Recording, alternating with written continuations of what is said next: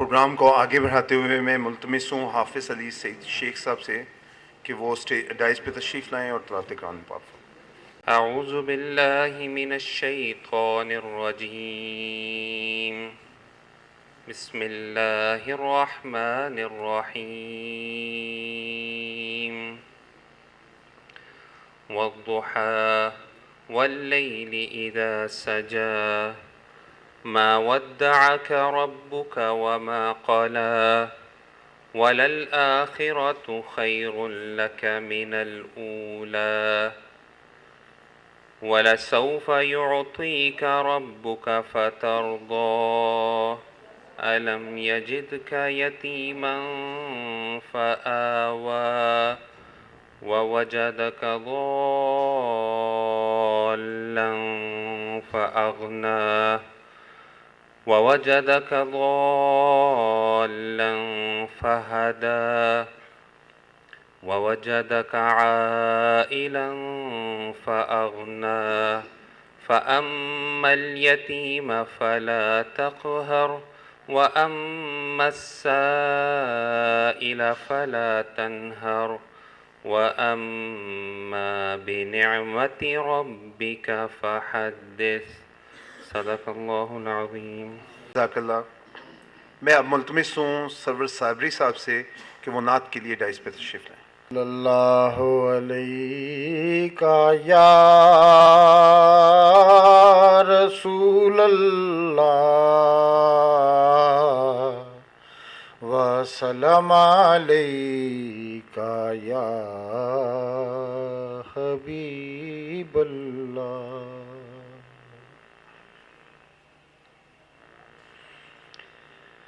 साकी खुमे हिजाज़दा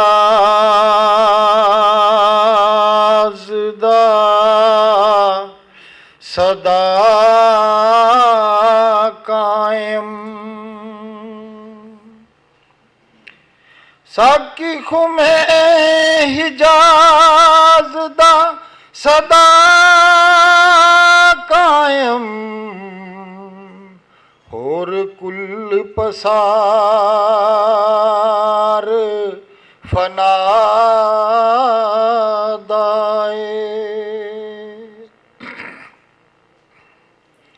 हमद रब दी करे मखलूक सारी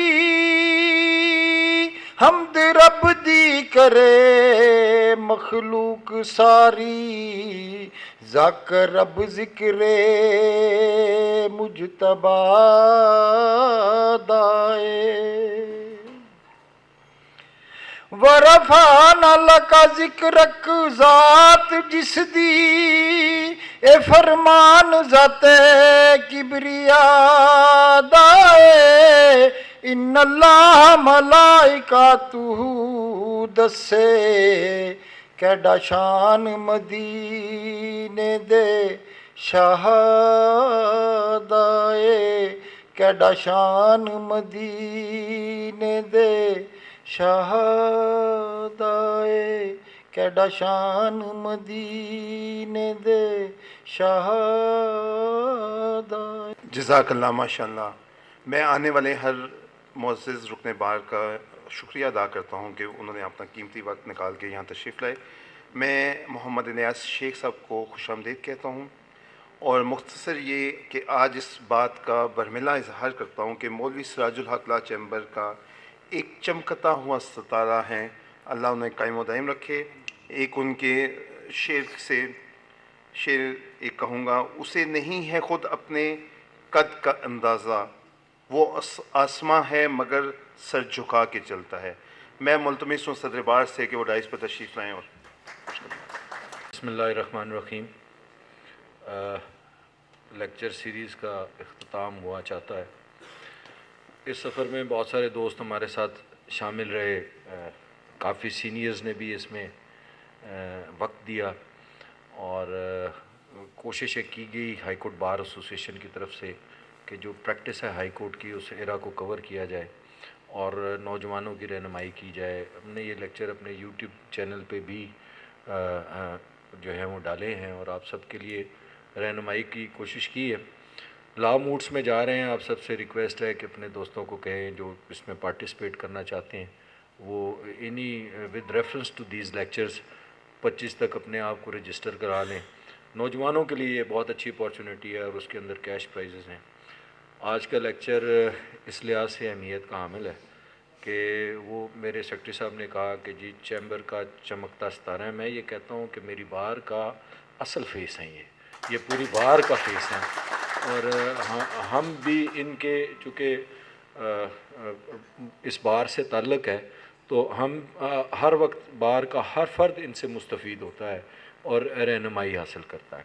आज का लेक्चर जो है वो रिलेट करता है, बड़ा टिपिकल मुश्किल सब्जेक्ट था जो हमने बचा के रखा था और उसके लिए वो कहते हैं राइट मैन फॉर दी वो कहते हैं राइट जॉब के लिए।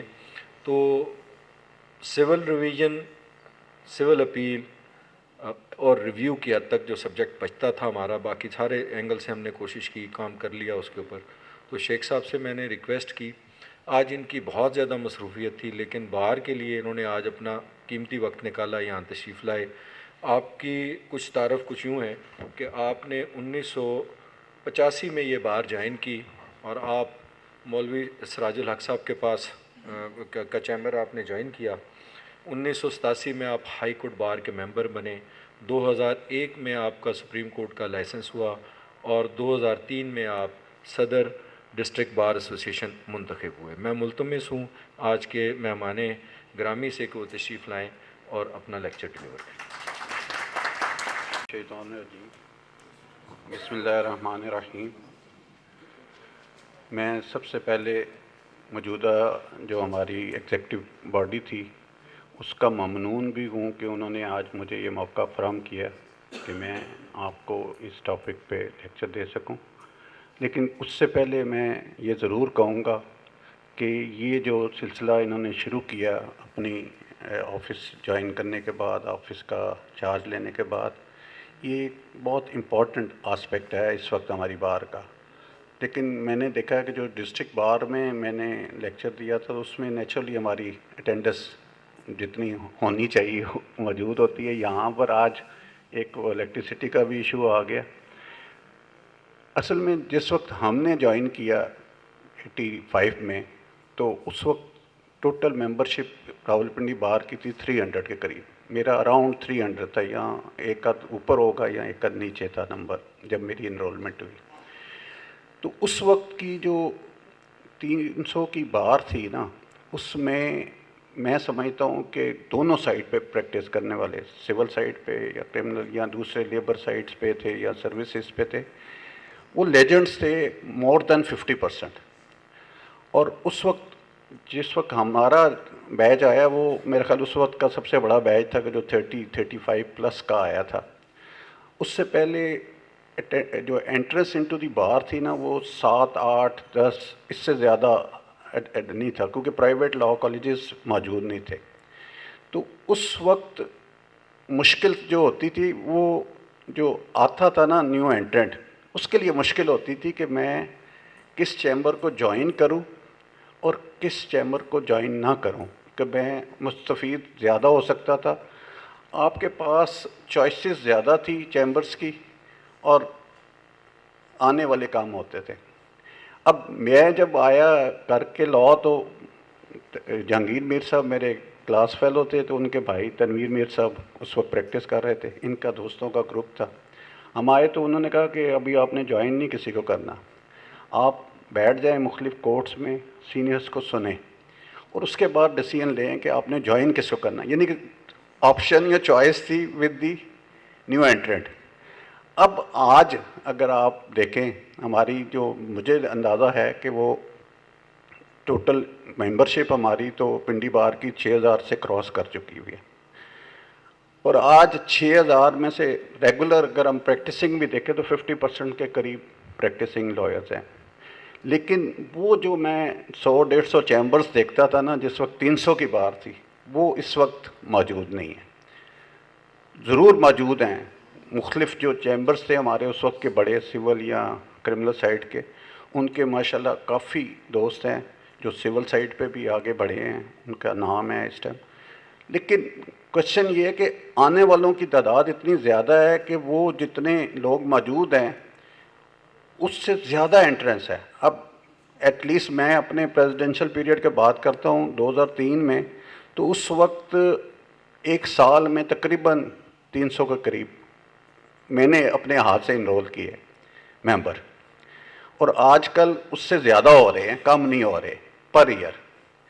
तो जब 300 या 400 आ रहे हैं और आपके पास 300-400 वो सीनियर चैम्बर मौजूद ही नहीं है, तो हालांकि कंपैरेटिवली अगर देखा जाए तो जब हम पढ़ के आए तो उस वक्त एजुकेशनल सिस्टम या लेवल सरकारी स्कूल्स का था, कॉलेजेस का था, जिसमें वो फैसिलिटीज़ नहीं थी। अब जो माशाल्लाह नए आ रहे हैं हमारे दोस्त, वो अच्छे इंस्टीट्यूशन से पढ़ के आ रहे हैं, फॉरेन डिग्रीज के साथ आ रहे हैं, लेकिन उन्हें जो प्रैक्टिकल प्रॉब्लम आ रही है ना कि उनको ग्रूम करने के लिए आगे वो उतने चैम्बर्स मौजूद नहीं है।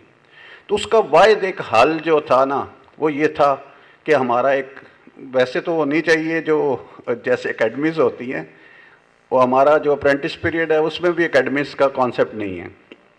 तो अब बार एसोसिएशंस के पास इसके अलावा ऑप्शन कोई नहीं है कि ये जो एक लेक्चर्स का सिलसिला शुरू किया हुआ है ताकि जो प्रैक्टिकली प्रॉब्लम आ रहे हैं लोगों को अपनी प्रैक्टिस के दौरान उसको मीट किया जा सके। मैंने तो बल्कि सजेस्ट किया था पाकिस्तान बार काउंसिल के मेंबरान को, बल्कि एग्जीक्यूटिव कमेटीज़ को भी, कि जी आप ये जो अप्रेंटिस पीरियड अब 1 साल का हो गया, अब हालांकि गैड भी आ गया, NTS भी था और भी हैं सारे, लेकिन एक आना चाहिए बार काउंसिल की तरफ से, वो 1 साल के दौरान बाकायदा पूरी प्रॉपर एकेडमीज़ हों और ये बार एसोसिएशन हों, हम बैठे हैं सीनियर्स हो और लोग बैठे हैं जो उनको कर सकते हैं, एक प्रॉपर, और उसके बाद उनका बाकायदा एग्ज़ाम हो जाए, रिटर्न ना हो तो वर्बली ये जैसे मूट आप कर रहे हैं लॉ मूट, ये हो जाए। बहरहाल जिस हद तक ये पॉसिबल है बार एसोसिएशन की तरफ से ये एक बहुत अच्छी कोशिश है, इसको जारी रहना चाहिए। मुझे आज का जो टॉपिक दिया गया है वो है appeal, revision and review.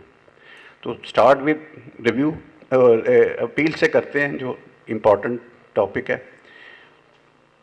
Appeal जो है, सबसे पहली बात ये है कि अपील का जो राइट है ये सब्सटेंटिव राइट है, तो ये क्रिएशन ऑफ स्टैट्यूट है। अगर किसी भी लॉ के तहत जो सिविल साइड के हमारे जितने भी स्टैट्यूट्स हैं, ये रेमेडी अगर उसमें प्रोवाइडेड है तो then you have got a right of appeal. अगर ये राइट क्रिएशन ऑफ स्टैट्यूट नहीं है तो आपका राइट वेस्टेड नहीं है। अब बाज़ लॉज में ये अपील प्रोवाइडेड है, प्रोसीजर तो डेफिनेटली CPC मेन करता है, बाज़ का स्पेशल लॉ जो होते हैं उनका अपना एक प्रोसीजर होता है अपील का, लेकिन बाज़ लॉज में अपील एज अ राइट मौजूद नहीं है। जैसे मैं इसी की एक एग्जांपल दूंगा कि अगर आर्बिट्रेशन प्रोसीडिंग में आप जाएं, अवार्ड होता है, अवार्ड जब रूल ऑफ कोर्ट बनने के लिए 14-17 के तहत आता है, तो वो जब कन्वर्ट होता है into judgement and decree award, तो उसकी अपील सेक्शन 39 में नहीं प्रोवाइडेड।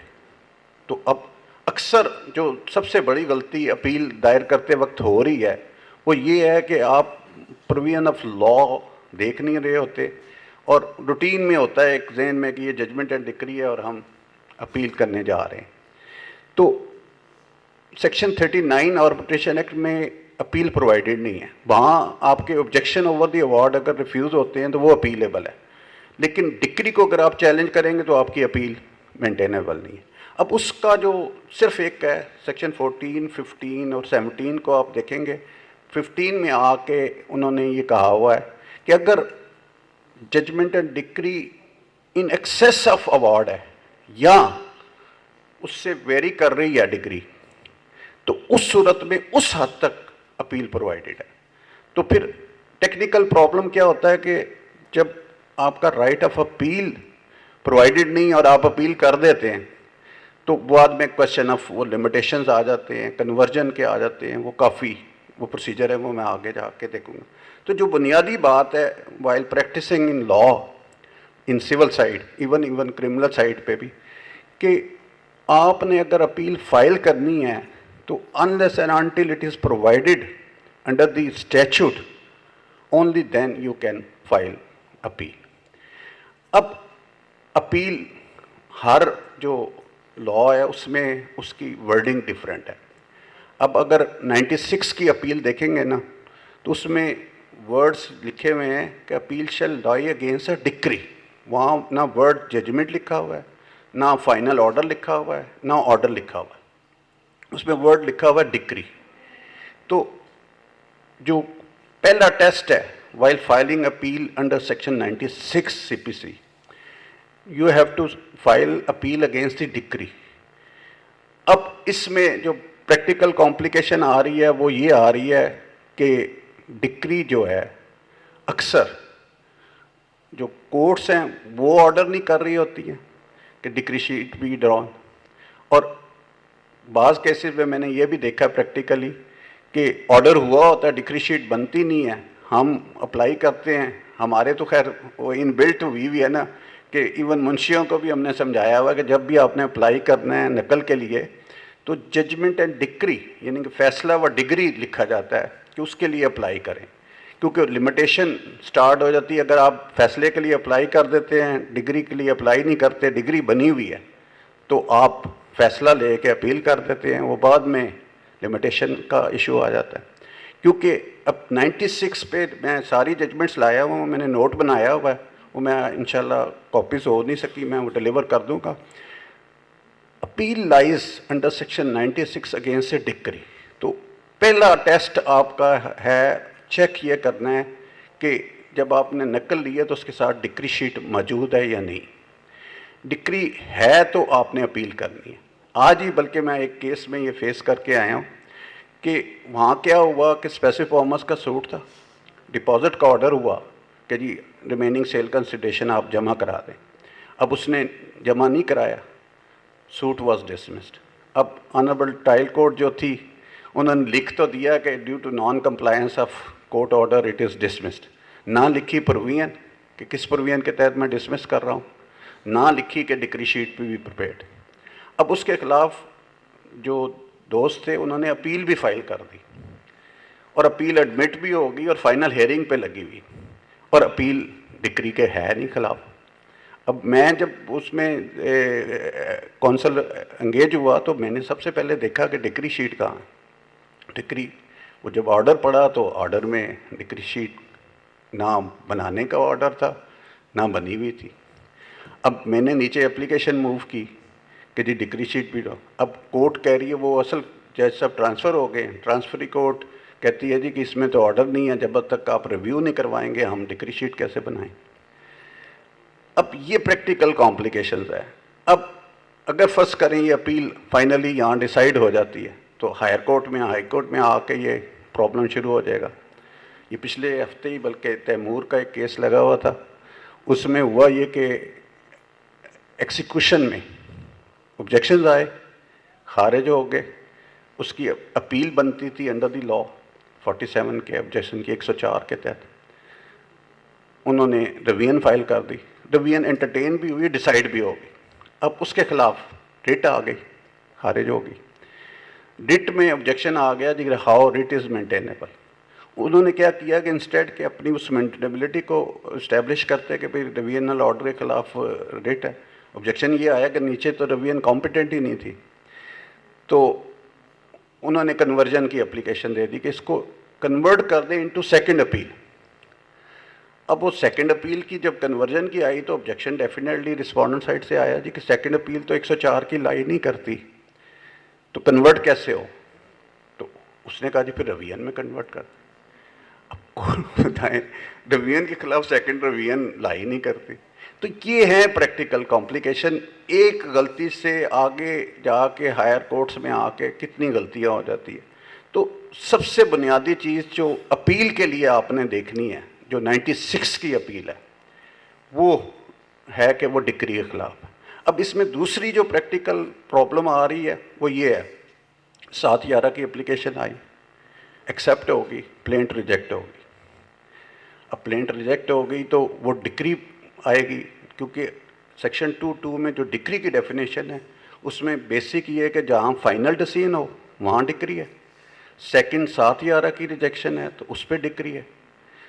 थर्ड ऑर्डर 21 रूल 103 है उसके तहत जो ऑब्जेक्शंस डिसाइड होते हैं उसको भी उन्होंने स्टेटस ऑफ डिक्री दिया।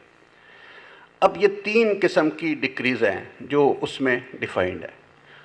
अब 7/11 की अक्सर केसेस में प्लेंट रिजेक्ट होती है, डिक्री शीट बनती नहीं है, स्टेट अवे अपील फाइल हो जाती है। उसमें भी प्रैक्टिकल प्रॉब्लम वही आ जाता है कि अपील कॉम्पिटेंट है 96 की, बल्कि एक पिछले दिनों बहुत हुआ कि अब रिजेक्शन जो है ना फर्स्ट कोर्ट में होती है, तो 96 डिक्री शीट के तहत अपील आती है RFA। अब फर्स्ट करें 7/11 की एप्लीकेशन खारिज हो जाती है, उसके ख़िलाफ़ आ जाती है रिवीजन में आके वो एक्सेप्ट हो जाती है। अब प्लेंट रिजेक्ट कर दी, अब क्या आएगा? डिक्री शीट बनती है अगर first time in revisional court में, तो 96 की अपील फिर हाई कोर्ट में बनती है। वो प्रैक्टिकली पॉसिबल नहीं है कि रिविजनल ऑर्डर के ख़िलाफ़ आप RFA में कैसे आएंगे। ये एक, बल्कि मैं आपको बताऊंगा काफ़ी सारे दोस्तों का मेरे पास ये क्वेरी आई कि जी ये वाइल सुप्रीम कोर्ट इंटरव्यू ये सवाल पुट किया गया और उस दिन 17 लोग थे, 17 को ये पुट किया गया, कोई भी आंसर नहीं कर सका कि what will be the remedy in such situation, कि रिजेक्शन बाय रिविजनल कोर्ट है तो क्या रेमेडी होगी। तो उसने मुझे फ़ोन करके पूछा, तो मैंने उससे सारा पूरा मैकेनिज़्म बताया। तो कह रहा मैंने जाते साथ सुबह मुझे अगले दिन चांस मिल गया, मैं आखिरी था, बच गया। अगले दिन मैंने जब जाके इंटरव्यू में यही सवाल किया तो मैंने ये सारा एक्सप्लेन किया, तो उन्होंने मुझे उसी वक्त लाइसेंस ग्रांट कर दी। तो ये एक्चुअल प्रैक्टिकल प्रॉब्लम्स है। अब 7/11 की जब रिजेक्शन होती है ना बाय रिविजनल कोर्ट, तो लॉ ये है कि वो court, revisional court plaint reject नहीं करेगी, वो रिमांड करेगी to the trial court so that rejection be made by a first court of instance, और फिर वहाँ डिक्री शीट प्रिपेयर हो और उसका राइट ऑफ अपील ज़ाया ना हो जाए। तो वो प्रॉपर प्रोसीजर था। अब अक्सर केसेस में होता है कि जब फर्स्ट करे ये डिक्री बन गई तो अब अक्सर रिट आती कि डिविजनल ऑर्डर के खिलाफ आगे रिवीजन नहीं है, और प्रैक्टिकली उसका राइट ऑफ अपील हो जाता है और रिजेक्शन हो रही है। इन 2 जजमेंट्स हैं, मैं वैसे वो आपको दे दूंगा, जिसमें उन्होंने कहा है कि वो जो रिजेक्शन है उस पर डिक्री शीट बननी चाहिए even by the revisional court, लेकिन वो अप्रूव्ड सुप्रीम कोर्ट ने नहीं की, कि उस सूरत में फिर अपील जानी चाहिए हाई कोर्ट में। तो फिर उस पर जो लेटेस्ट जजमेंट्स आई हैं वो यही आई हैं कि proper courses to by a revisional court के वो रिमांड करे ताकि वो रिजेक्शन कन्वर्ट हो इनटू डिक्री और RFA लाइन करे। तो बेसिक टेस्ट में वही आपको कह रहा हूँ ना, डिक्री। अब दूसरा एक प्रैक्टिकल, जो मैं प्रैक्टिकल क्योंकि बात कर रहा हूँ, लॉ तो सारों ने पढ़े हुए हैं, सेक्शन सबको पता है कि कौन सी सेक्शन है। अब पार्टीशन एक्ट आप अगर देखें जो पुराना था 1913 का, उसमें प्रोविजन थी सेक्शन 3, 4 और जिनके तहत प्रिलिमिनरी डिक्री होती थी, उसके बाद फाइनल डिक्री होती थी। वो सेक्शन 8 के तहत उन्होंने उस पर लिखा हुआ था कि अपील तो प्रोवाइडेड नहीं थी स्पेशल लॉ में, लेकिन उन्होंने लिखा था कि ये जो प्रिलिमिनरी डिक्री होगी और final decree shall be treated as decree और अपीलेबल अंडर सेक्शन 8। अब उसमें भी प्रैक्टिकल प्रॉब्लम ये आता था कि डिक्री शीट नहीं प्रिपेयर होती थी, तो उसमें भी ये टेक्निकल प्रॉब्लम्स आते थे। मैंने अभी एक केस किया हुआ जो अभी स्टिल हाई कोर्ट में पेंडिंग है, उसमें यही हुआ कि फाइनल ऑर्डर हो गया उसका ऑक्शन का, सेल का ऑर्डर भी जो है ना उसमें वो अपीलेबल है। अब डिक्री शीट के बगैर रिवीजन आ गई, मैंने वहाँ ये ऑब्जेक्शन ले लिया कि ये तो अपील लाई करती थी, ये तो आ गए हैं गलत रिवीजन में, वो खारिज हो गई, वो अब यहाँ आ गए। अब यहाँ एक तो वही प्रॉब्लम आ रहा है कि रेट मेंटेनेबल है यहाँ रिवीजन, तो उसमें भी यही इशू अब अंडर उन्होंने बाकायदा उसको मूड पॉइंट बना के रखा हुआ कि इस पर आप एड्रेस करें। मेरा सिर्फ केस ये था कि 96 में अपील जो होगी वो सिर्फ डिक्री के ख़िलाफ़ होगी, जजमेंट के ख़िलाफ़ नहीं है, ऑर्डर के ख़िलाफ़ नहीं है। अब इसी से पैरेलल अगर आप देखें कि जो डिक्री के ख़िलाफ़ अपील है 96 की, इसके अलावा और कोई प्रोविजन नहीं है CPC। लेकिन अगर आप स्पेशल लॉज में आते हैं ना, तो यहाँ वर्ड लिखा हुआ है an appeal shall lie against a decree, लेकिन आप अगर रेंट प्रेमिसेस एक्ट में आते हैं ना, तो वहाँ लिखा हुआ है कि एन एग्रीव पार्टी। अब मैं वो आ रहा हूँ कि हु कैन फाइल अपील, कि जब एक ऑर्डर पास हो जाता है, डिक्री भी बन जाती है, तो हु कैन फाइल अपील, ये पहला मैंडेटरी आपका प्रैक्टिकल कॉन्सेप्ट है कि हु कैन फाइल अपील। अब उसमें जो सीपीसी में अगर आप आएंगे ना 96 में, तो उसमें तो 6 कैटेगरीज हैं कि जो अपील फाइल कर सकते हैं। Number 1, party to the proceeding. अब ये सीपीसी की 96 की जितनी इंटरप्रिटेशन आई है ना अब तक, उसमें वर्ड अपील, मैंने आपको जैसे बताया ना कि appeal shall lie against a decree, उसमें लिखा नहीं हुआ है कि हु कैन फाइल अपील। तो उसमें आगे आपको देखना है कि हु कैन फाइल अपील।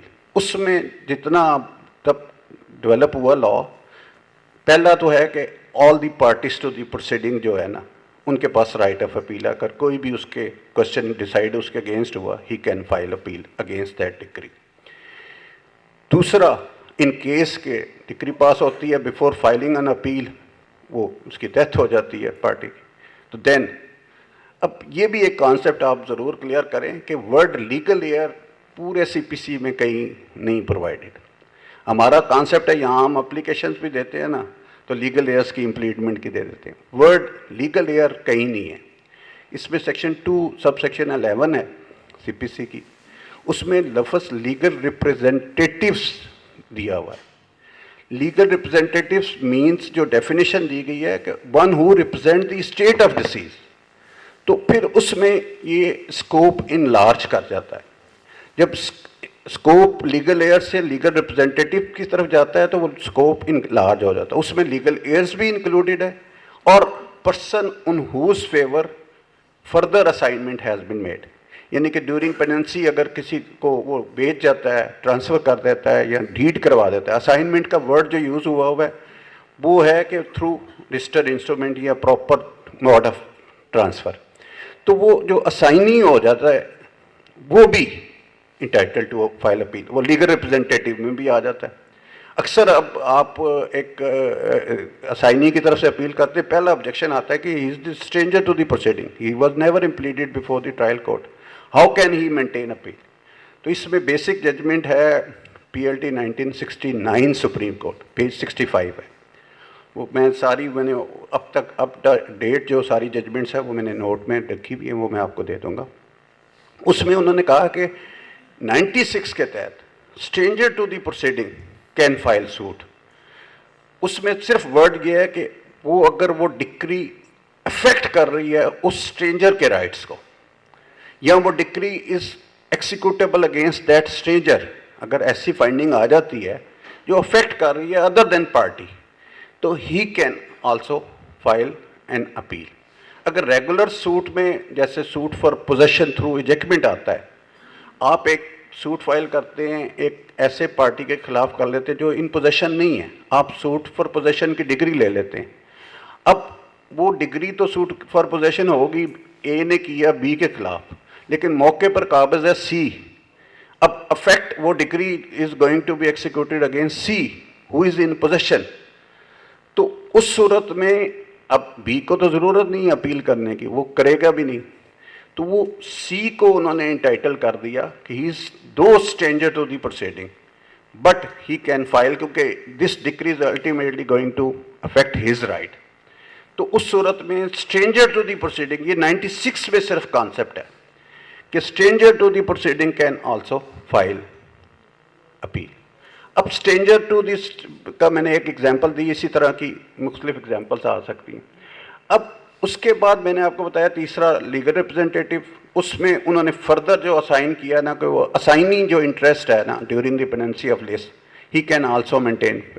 अब एक सूट होता है हमारे जो आपके नेचुरली जो सिविल में प्रैक्टिस कर रहे हैं, इवन जो क्रिमिनल में करते हैं, उन्हें भी बनाना है बेनामी का, जो अब बहुत ज़्यादा क्रिमिनल साइड पर भी कॉन्सेप्ट आ गया। अब बेनामी का जो डिक्लेरेशन होता है तो उसमें लॉ ये है कि जो ओरिजिनल बेनामी है और ऑस्टेंसिबल दोनों मेंटेन कर सकते हैं अपील। अब इसी तरह एक सिचुएशन अराइज हो जाती है, एक से ज़्यादा प्लेंटिफ्स हैं, दावा खारिज हो जाता है, बाकी प्लेंटिफ्स नहीं करना चाह रहे अपील, तो एनी वन प्लेंटिफ और डिफेंडेंट अगर एक से ज़्यादा can maintain appeal and can challenge as a whole the decree. ज़रूरी नहीं कि वो अपने इंटरेस्ट की हद तक करेगा, जब वो डिक्री को चैलेंज करेगा तो एज ए होल करेगा। तो any party either of them, यानी कि आइदर ऑफ प्लेंटिफ और either of defendant can maintain the appeal. लेकिन उसमें प्रैक्टिकल रिक्वायरमेंट ये है कि जो ज्वाइन नहीं कर रहे उसको आपने एज ए रिस्पोंडेंट इम्प्लीड करना है। अदरवाइज ऑर्डर 21 रूल 6 के तहत और आगे रूल 14 है शायद 41 का 6 और 40 के, उसके जो नीचे पार्टीज़ है ना, आपने उन सब को फरीक लाजमी बनाना है अपील में। आ जाएगा कि इस सूरत में आ जाता है। अब बात सिचुएशन होती है कि एक दावा हुआ, एक ने डिक्लेरेशन किया कि मैं ऑनर हूँ, दूसरे ने डिफेंस में किया जी कि मैं ऑनर हूँ, लेकिन अल्टीमेटली एविडेंस में दोनों इस्टेब्लिश नहीं कर सके अपनी ऑनरशिप। तो उस सूरत में नॉर्मली कोर्ट्स क्या करती है कि जहाँ ओनरलेस लैंड आ जाए तो एस्टेट लैंड डिक्लेयर हो जाती कि ये it will vest on the government. तो उस सूरत में वो अगर फर्दर अपील्स में आता है तो फिर राइट गवर्नमेंट को भी दे दिया गया है कि अगर वो बाद में डिक्लेयर हो जाती है अदर देन एस्टेट लैंड तो उसको राइट ऑफ अपील भी दे दिया गया। तो ये कैटेगरीज है। अब जैसे पार्टनरशिप है, पार्टनरशिप एक्ट के तहत पार्टनरशिप में नॉर्मली जो सूट फाइल होता है ऑर्डर, अगर आप 30 देखेंगे सीपीसी के how to file a suit against firm और how to file suit against the company, वो 29 में आता है। तो उसमें क्योंकि फर्म के ख़िलाफ़ आप सूट मेंटेन कर सकते हैं, नॉर्मली जो है ना वो अगेंस्ट पार्टनर्स हम इम्प्लीट करते हैं ताकि कोई कॉम्प्लिकेशन ना रहे।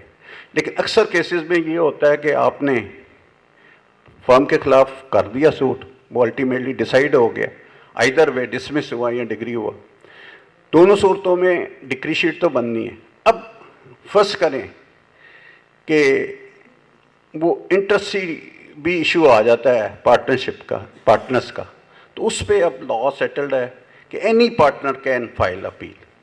उसके लिए ज़रूरी नहीं कि फर्म ज़रूर आए, फर्म अगर नहीं आ रही है, उसके पास पावर नहीं है to file appeal on behalf of partnership firm, तो फिर any member of the partnership can file appeal.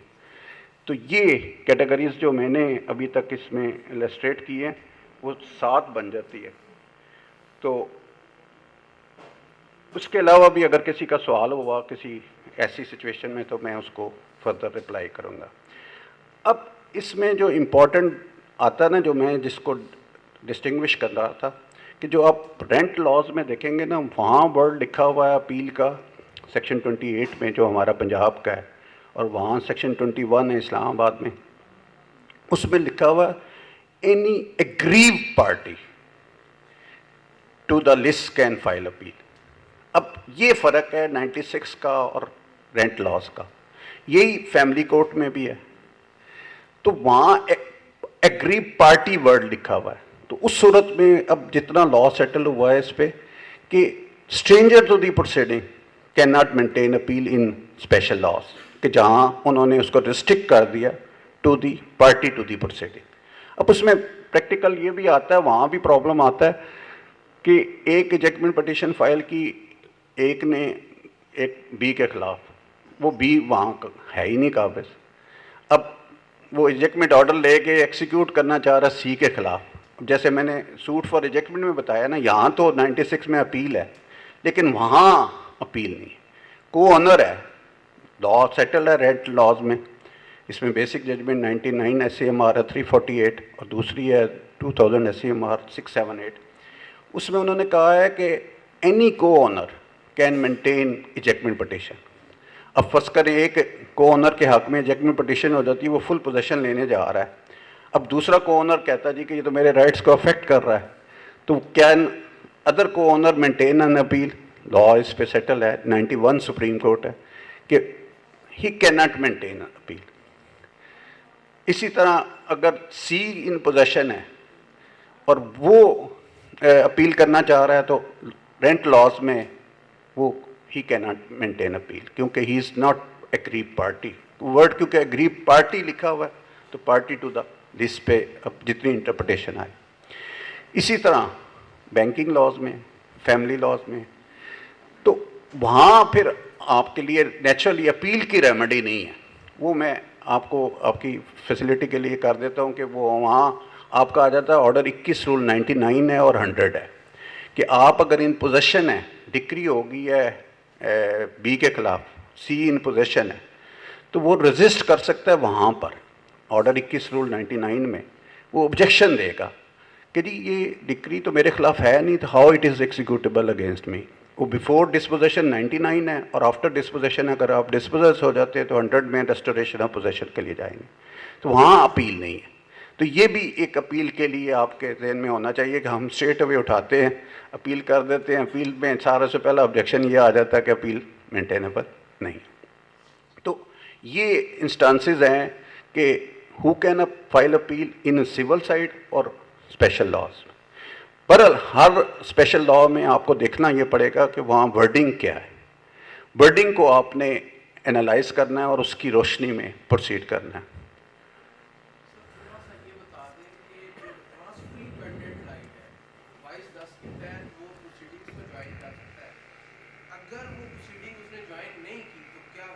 वो मैंने बताया है ना, असाइनी का जो मैंने आपको बताया ना, असाइनी कैन मेंटेन, ये मैंने इसमें जजमेंट्स लिखी हुई हैं कि जो ट्रांसफरी पेंडेलिट है ना, वो तो है ना 22(10) के तहत with the leave of the court वो प्रोसीडिंग को ज्वाइन करता है।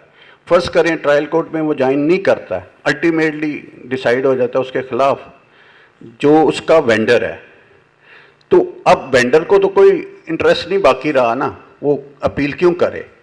तो फिर उस सूरत में उन्होंने कहा है कि क्योंकि वो मैंने आपको बताया ना कि जो 211 है ना, 211 में वर्ड लीगल रिप्रेजेंटेटिव लिखा हुआ है, तो legal representative can maintain appeal, तो उसमें असाइनी इन इंटरेस्ट भी आ जाएगा। असाइनी जो है ना दैट कैन मेंटेन अपील। ये बल्कि एक क्वेश्चन इस पे मेरी ग्रांट हुई है, बाबर सत्तार साहब के पास है इस्लामाबाद में, वहाँ मैंने असाइनी की तरफ से अपील की तो उन्होंने फर्स्ट डेट पे मुझे ऑब्जेक्शन किया कि how can you maintain appeal. वही मैंने स्ट्रेंजर टू दी प्रोसीडिंग वाला कॉन्सेप्ट किया कि ultimately decree is going to affect my rights. दो ट्रांसफर कैंडिडेट पे अब लॉ काफ़ी डेवलप हो गया कि he has to go by the swim and sink with the his vendor. लेकिन अब सवाल ये आता है ना कि वो स्विम और सिंक तो करेगा, लेकिन फर्स्ट कोर्ट में ऑर्डर हो गया, डिग्री हो गया, तो अपील का एक वेस्टेड राइट है, तो उसको अवेल करने के लिए अब वो वेंडर तो नहीं जा रहा। तो 22(10) में यही वर्ड लिखा है ना कि जब वो फील करे कि अब मेरे राइट्स को मेरा वेंडर प्रोटेक्ट नहीं कर रहा तो ही कैन मूव। तो 22(10) रेड विद 110 करते हैं हम, तो वो मेरे बल्कि एप्लीकेशन भी वहाँ दी, ऑफिस भी नहीं एंटरटेन कर रहा था मेरी अपील। तो फिर वो स्ट्रेंजर टू दी प्रोसीडिंग का मैंने जब दिया प्रिंसिपल और सारी जजमेंट्स दी हैं तो फिर वो एडमिट हुई।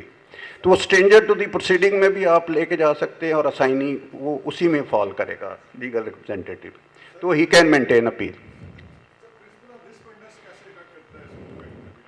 इसमें देखो PLD 2011 सुप्रीम कोर्ट है 905, उसमें उन्होंने मेरा ख्याल है इससे एग्जॉस्टिव जजमेंट इस पॉइंट पे लिस्पेंडस पे नहीं है। मैं आपको कह रहा हूँ कि लिस्पेंडस का बेसिक प्रिंसिपल है ना कि he has to sink and swim with his vendor, क्योंकि वो decree ultimately going to affect his rights. तो अब राइट ऑफ डिफेंस है ना, नीचे उसने अगर फर्ज करे दरख्वास्त 22(10) की दी, इवन देन कि वो आपकी रिफ्यूज़ होगी या 110 या 22(10) के तहत इम्प्लीड हो गया, फिर तो आप पार्टी बन गए। अगर नहीं बने और फैसला आपके खिलाफ आ गया और आपका वेंडर जो है वो लिस्पेंडस का वही प्रिंसिपल है ना जो असाइनमेंट का पूछा उन्होंने, तो वो अब अल्टीमेटली वो डिक्री के तहत जो उसके वेंडर का टाइटल ख़त्म हो गया तो इसका टाइटल ड्यूरिंग पेनेंसी ऑफ लीज है, तो वो भी हिट कर गया लिस्पेंडस में 52 के नीचे। तो उस सूरत में अब हम सिर्फ फोकस कर रहे हैं राइट ऑफ अपील पे। तो राइट ऑफ अपील में उस ट्रांसफरी पेंडेलिट को बीइंग असाइनी और being stranger to the proceeding, क्योंकि CPC में कहीं नहीं लिखा हुआ है कि only party to the proceeding can file appeal. तो हमें उस साइड पे जाना है कि अपील का राइट क्या वो ट्रांसफरी पेंडेलिट जो है वो अपील मेंटेन कर सकता है या नहीं कर सकता। वो लॉ सेटल्ड है कि ही कैन मेंटेन अपील। तो वो जो है कि अल्टीमेटली अपील होती, रिवीजन होती, सुप्रीम कोर्ट तक जब खिलाफ हो जाता है तो फिर तो वो उसके साथ सिंक करेगा। अगर वो बेहतर हो गया, रिवर्स हो गई, तो ही विल बी बेनिफिशरी। तो ये आस्पेक्ट आ जाता है। अब जो मुख्तलिफ लॉज की तो मैंने बता दी कि अपील जो रेमेडीज़ है वो स्टैट्यूट में अगर प्रोवाइडेड है तो आपको प्रोसीड करना है। वो आ रहा हूँ, वो ऑर्डर 41/22 पे मैं आ रहा हूँ। नेक्स्ट मेरा टॉपिक वही है। जी जी। अब एक एस्पेक्ट ये आता है कि एक केस डिसाइड हुआ है, उसके 8 या 10 इश्यूज़ हैं या 5 इश्यूज़ हैं, 2 आपके हक में हो जाते हैं, 2 खिलाफ हो जाते हैं। अब दावा वर्चुअली आपका डिग्री हो गया, ठीक है, या डिसमिस हो गया। अब जिन इश्यूज़ की फाइंडिंग जिसके खिलाफ आई है ना, उसने अपील कर दी, दूसरे के पास भी राइट है, डिफेंडेंट के पास भी या वाइस वर्सा प्लेंटिफ के पास, कि वो क्रॉस अपील कर सकता है। लेकिन फ़र्ज़ करें मेरा दावा डिग्री हो गया है 2 इश्यूज़ पे, लिमिटेशन पे फ़र्ज़ करें मेरे फाइंडिंग हक में आई है, दूसरे पार्टी के ख़िलाफ़ आ गई है, या दूसरे इश्यूज़ जुरिस्डिक्शन का इश्यूज़ है और किसी इश्यूज़ पे फाइंडिंग अगेंस्ट आ गई। अब वो कहता है कि मुझे ज़रूरत नहीं अपील करने की, लेकिन दूसरी पार्टी जब डिग्री हो गया उसका दावा, तो वो अपील करेगी। तो आपके पास एक एडिशनल राइट दिया है कि इन दैट वे, फर्ज करें दूसरा अपील नहीं करता तो आपको बाकी इश्यूज़ पे अपील करने की ज़रूरत नहीं है ना। तो फिर आ गया कि अगर अपील होती है तो जिन इश्यूज़ पर आपके ख़िलाफ़ फाइंडिंग आई हुई है, आपके पास ऑर्डर 21 रूल 22 में ये इख्तियार है कि आप क्रॉस ऑब्जेक्शन फाइल कर देंगे। और उसमें आपके पास जो स्कोप है वो ये है कि आपकी जो लिमिटेशन है ना, वो ओरिजिनल लिमिटेशन नहीं आएगी। आपकी लिमिटेशन स्टार्ट होगी from the date of service. Date of service से आप विद इन 30 डेज आप क्रॉस ऑब्जेक्शन फाइल कर देंगे, और वो that will be treated as cross appeal, और वो उसी तरह डिसाइड होगी, उस पर उसी तरह कोर्ट फीस लगेगी कि अगर कोर्ट फीस अप्लाई करती है, उसी तरह वो एंटरटेन होगी, उसी को अलग इंडिपेंडेंट नंबर लगेगा और वो डिसाइड होगी उसके साथ। बल्कि अभी रिसेंटली मेरे एक केस में हुआ ये कि अपील हुई, क्रॉस ऑब्जेक्शन आ गए, कुछ थे उसमें दावा था मेरा, वो डिग्री हो गया, एक डिफेंडेंट ने अपील कर दी, दूसरे डिफेंडेंट भी उससे अफेक्टेड थे, उन्होंने अपील नहीं की। अब उनके पास एक अपॉर्चुनिटी आ गई 41/22 की, उन्होंने क्रॉस ऑब्जेक्शन फाइल कर दी। नीचे हालांकि मैंने ऑब्जेक्शन लिया था कि ये बार्ड बाय लिमिटेशन है, और कोर्ट ने ऑब्जर्व भी किया कि ये बार्ड बाय लॉ भी है, तो टाइम भी है, तो हम मेन अपील में उसको डिस्कस कर लेंगे। उन्होंने अल्टीमेटली डिसाइड कर दी अपील हक में उनके, वो अल्टीमेटली क्रॉस ऑब्जेक्शन भी एक्सेप्ट हुए, लेकिन वर्ड फाइनली नहीं लिखा गया कि cross objection is also disposed of in terms of the order of appeal, या दे आर आल्सो एक्सेप्टेड। अब यहाँ क्वेश्चन ये रेज हो गया जो आप कह रहे हैं कि एक एस्पेक्ट तो ये है कि क्रॉस ऑब्जेक्शन को फाइनली डिसाइड नहीं किया ऑपरेटिव पार्ट में, तो इस ग्राउंड पे रिमांड हो गया कि क्रॉस ऑब्जेक्शन को फाइनली डिसाइड करना चाहिए था। तो ये क्योंकि क्रॉस ऑब्जेक्शन का कॉन्सेप्ट है कि वो इक्वलेंट टू अपील है। अब मेरे फाजल दोस्त ने कहा कि उसको विज़ा विज़ रिवीजन आप कैसे कंपेयर करेंगे। क्वेश्चन ये है कि रिवीजन में क्रॉस ऑब्जेक्शन का कोई कॉन्सेप्ट नहीं। रिवीजन में मैं आगे आऊँगा क्योंकि वो अलग से इंडिपेंडेंट टॉपिक है, उस पर हम बात करेंगे कि रिवीजन जो है उसके 2 हैं ना, कि एक party to the proceeding can file revision, उसकी लिमिटेशन है, और एक सुओ मोटो पावर्स हैं रिवीजन की। तो जो ये अगर एक केस में क्योंकि मल्टीपल इश्यूज़ है, तो वो डिसाइड जब होते हैं तो उसकी डिक्री शीट तो बनती है, तो वो 96 के ज़ुमरे में आती है, 115 में नहीं आएगा, क्योंकि 115 की बेसिक रिक्वायरमेंट है कि if no appeal is provided, फिर रिवीजन आएगी। अपील के लिए है कि अगर डिक्री शीट बन गई है, वो डिसमिसल है, डिक्रीटल है, कुछ इश्यूज डिसाइड हुए हैं, जिस खिलाफ हुए हैं, जिसके खिलाफ हुए हैं, उसका राइट ऑफ अपील है 96 का, तो उसमें रिवीजन नहीं लाई करेगी, उसमें सिर्फ अपील है, क्रॉस अपील है या क्रॉस ऑब्जेक्शन है। ये 3 ही मोड है, इसके अलावा कोई मोड सीपीसी में प्रोवाइडेड नहीं है। अब उसके साथ आ जाता है अपील का जो ना, एक तो हमने फाइनल ऑर्डर का किया ना, उसके बाद है 104 की अपील जिसे हम कहते हैं कि जो इंटरम ऑर्डर्स के ख़िलाफ़ कुछ अपीलें प्रोवाइडेड है। तो अगर आपने कोई इंटरम ऑर्डर्स हैं तो सबसे पहले चेक ये करना है, आपका जो चेक पॉइंट है वो ये है कि आपने सेक्शन 47 भी है, उसमें काफ़ी सेक्शंस है, आपने 104 को देखना है कि 104 में वो सारे जो ऑर्डर्स हैं जिनको अपीलेबल किया गया है सीपीसी में, वो उसमें प्रोवाइडेड है। उसी में जो आखिरी है क्लास उसकी 104 की, एक तो 5 ऑर्डर्स हैं जो उसमें इनमरेटेड है, आप पढ़ लेंगे, मैंने भी इसमें लिखे हुए। उसमें आखिरी कॉलम में उन्होंने लिखा हुआ है कि जो ऑर्डर्स अपीलेबल डिक्लेयर हुए हैं अंडर ऑर्डर 43 रूल 1 में, वो सारे अपीलेबल हैं। वो इंटरम ऑर्डर है, लेकिन इसमें कुछ सिचुएशंस आती हैं जिसमें इंटरम ऑर्डर्स नहीं बल्कि फाइनल ऑर्डर्स भी उन्होंने अपीलेबल कर दिए हैं 43 रूल 1 में। जैसे इसकी फॉर एग्जांपल ऑर्डर 41 में आप रेगुलर अपील में आए हैं अगेंस्ट जजमेंट एंड डिक्री में, उसमें वो आए हैं प्रिलिमिनरी इशू पर। जैसे आप नीचे इश्यूज फ्रेम होते हैं, आप दरख्वास्त दे देते हैं कि ये इश्यूज़ ऑफ लॉ हैं, 14(5) के तहत इनको ट्रीट किया जाए इश्यूज़ ऑफ लॉ के तौर पे, यहाँ 14(2)(3) में आ जाता है। तो वो कोर्ट उसको इशू ऑफ लॉ ट्रीट कर लेती है जिसमें एविडेंस रिक्वायर्ड नहीं है, वो डिसाइड कर देती है उस ग्राउंड पे लिमिटेशन का है या जुरिसडिक्शन का है या और ऐसा कोई ऑब्जेक्शन है।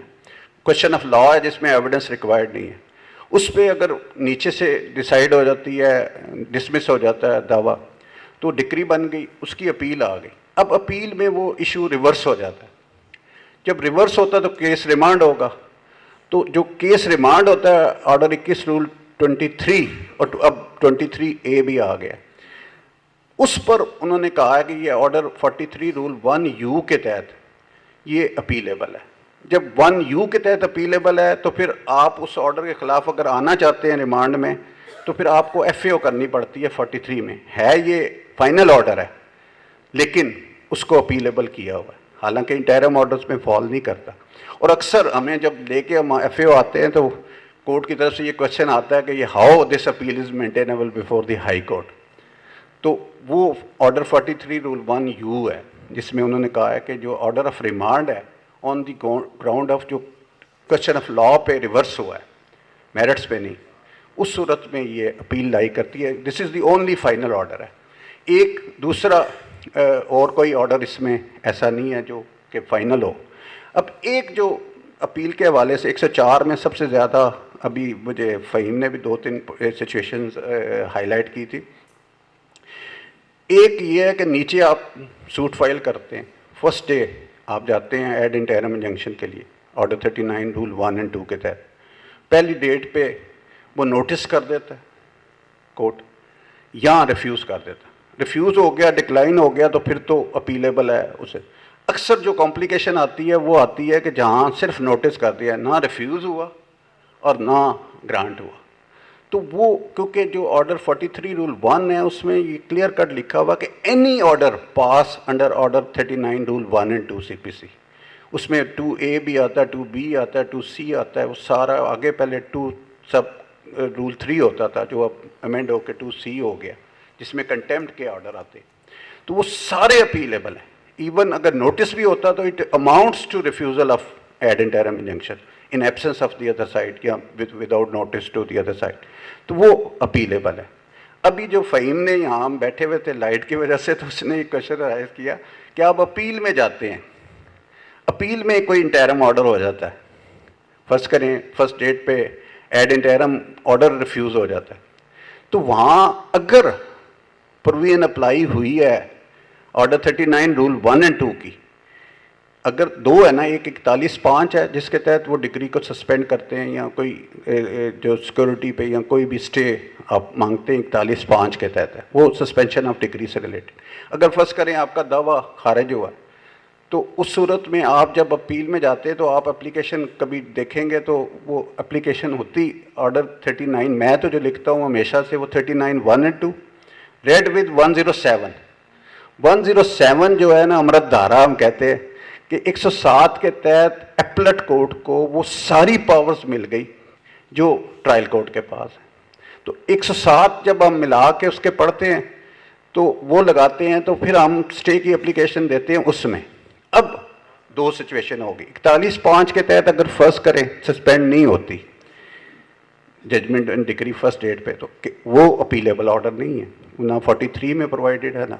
हाँ, अगर ऐसी सिचुएशन बनती है तो मैं तनवीर साहब से करूँगा, जो मेरा नॉलेज है उसके मुताबिक, तो अगर 39(1) और 2 को 107 के साथ मिला के पढ़ेंगे तो फिर 43(1) के तहत वो अपीलेबल बन जाती है। लेकिन इस पे प्रेसिडेंट लॉ कल हम काफ़ी सर्च करते रहे, डायरेक्ट जजमेंट मैं नहीं ट्रेस कर सका। Might be there must be some judgment कि उस सूरत में अगर डिस्ट्रिक्ट जज ने रिफ्यूज़ किया तो आप हाई कोर्ट में रिवीजन में आएंगे या, एक तो ये आ गए।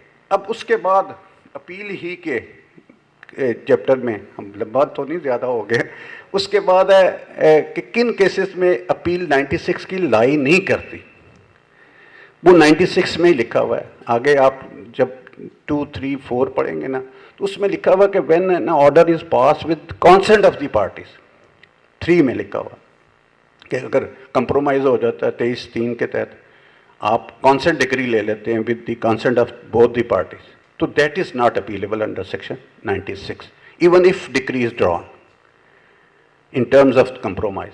तो जो कंसेंट ऑर्डर है उसके खिलाफ अपील लाई नहीं करती। दूसरी सिचुएशन जो अपील के हवाले से है वो 97 है।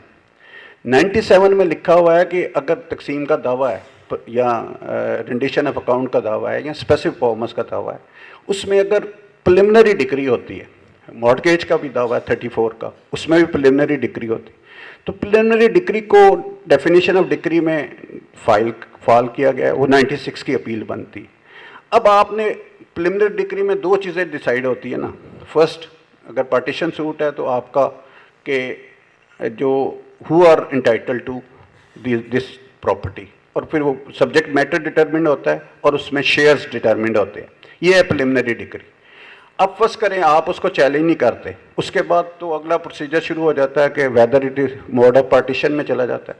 तो मोड ऑफ पार्टीशन में जब जाता है तो फिर वो तो सिर्फ डिटर्मिनेशन होती है कि वेदर इट इज़ पार्टेबल और नॉट, और अगर पार्टेबल है तो उसकी ड्रॉ हो जाती है और फाइनल डिक्री आ जाती है, उसकी अपील है। फिर डिक्री फाइनल डिक्री आ गई तो वो अपीलेबल है 96 में। तो 97 में उन्होंने बार क्रिएट कर दिया कि अगर आपने प्रिलिमिनरी डिक्री को चैलेंज नहीं किया तो while challenging the final decree you can't challenge preliminary decree. ये एक बार है जो 96(7) का आपको जहन में रखना है, क्योंकि अगर आपने राइट लूज कर दिया प्रिलिमिनरी डिक्री का तो फिर आप उसको चैलेंज फाइनल डिग्री के साथ नहीं कर सकते। एक सिचुएशन है जो अभी रिसेंट मेरा ही रिपोर्टेड केस आया है, उसमें ये सिचुएशन आई कि पार्टीशन सूट था, प्रिलिमिनरी डिग्री हो गई, उसके बाद फाइनल डिग्री का प्रोसेस चल पड़ा। फाइनल डिग्री में जब कमीशन मौके पे गया तो जो पार्टीज एक्स पार्टी थी वो आ गई, जिसमें मेरी भी पार्टी शामिल थी। उन्होंने एप्लीकेशन दे दी 9/13 की for setting aside x party. अब कोर्ट ने वहाँ क्या किया कि 9/13 को सेपरेटली डिसाइड नहीं किया, वाइल पासिंग फाइनल डिग्री उसी ऑर्डर में मेरी एप्लीकेशन 9/13 की खारिज कर दी। अब मैंने उसकी एक ही अपील की जिसमें फाइनल डिग्री भी थी और उसमें मैं प्रिलिमिनरी डिग्री को भी चैलेंज कर रहा था, अपील भी खारिज हो गई। रिवीजन में आ गया मामला। जब रिवीजन में आया तो 97 का ही ऑब्जेक्शन दूसरी साइड से आया कि जी ये प्रिलिमिनरी डिग्री को चैलेंज कैसे कर सकते हैं। तो वहाँ ये रेस्क्यू मेरे लिए आया कि क्योंकि वो फाइनल जजमेंट के जो डिग्री पास हुई उसमें 9/13 का ऑर्डर भी शामिल था, सेम ऑर्डर था। यहाँ तो सेपरेट होता ना तब भी होती, सेम ऑर्डर था। तो फिर उस पर ये रिपोर्टेड जजमेंट अब आई है 22 में कि उन्होंने कहा कि उस सूरत में आप प्रिलिमिनरी डिग्री को भी असेल कर सकते।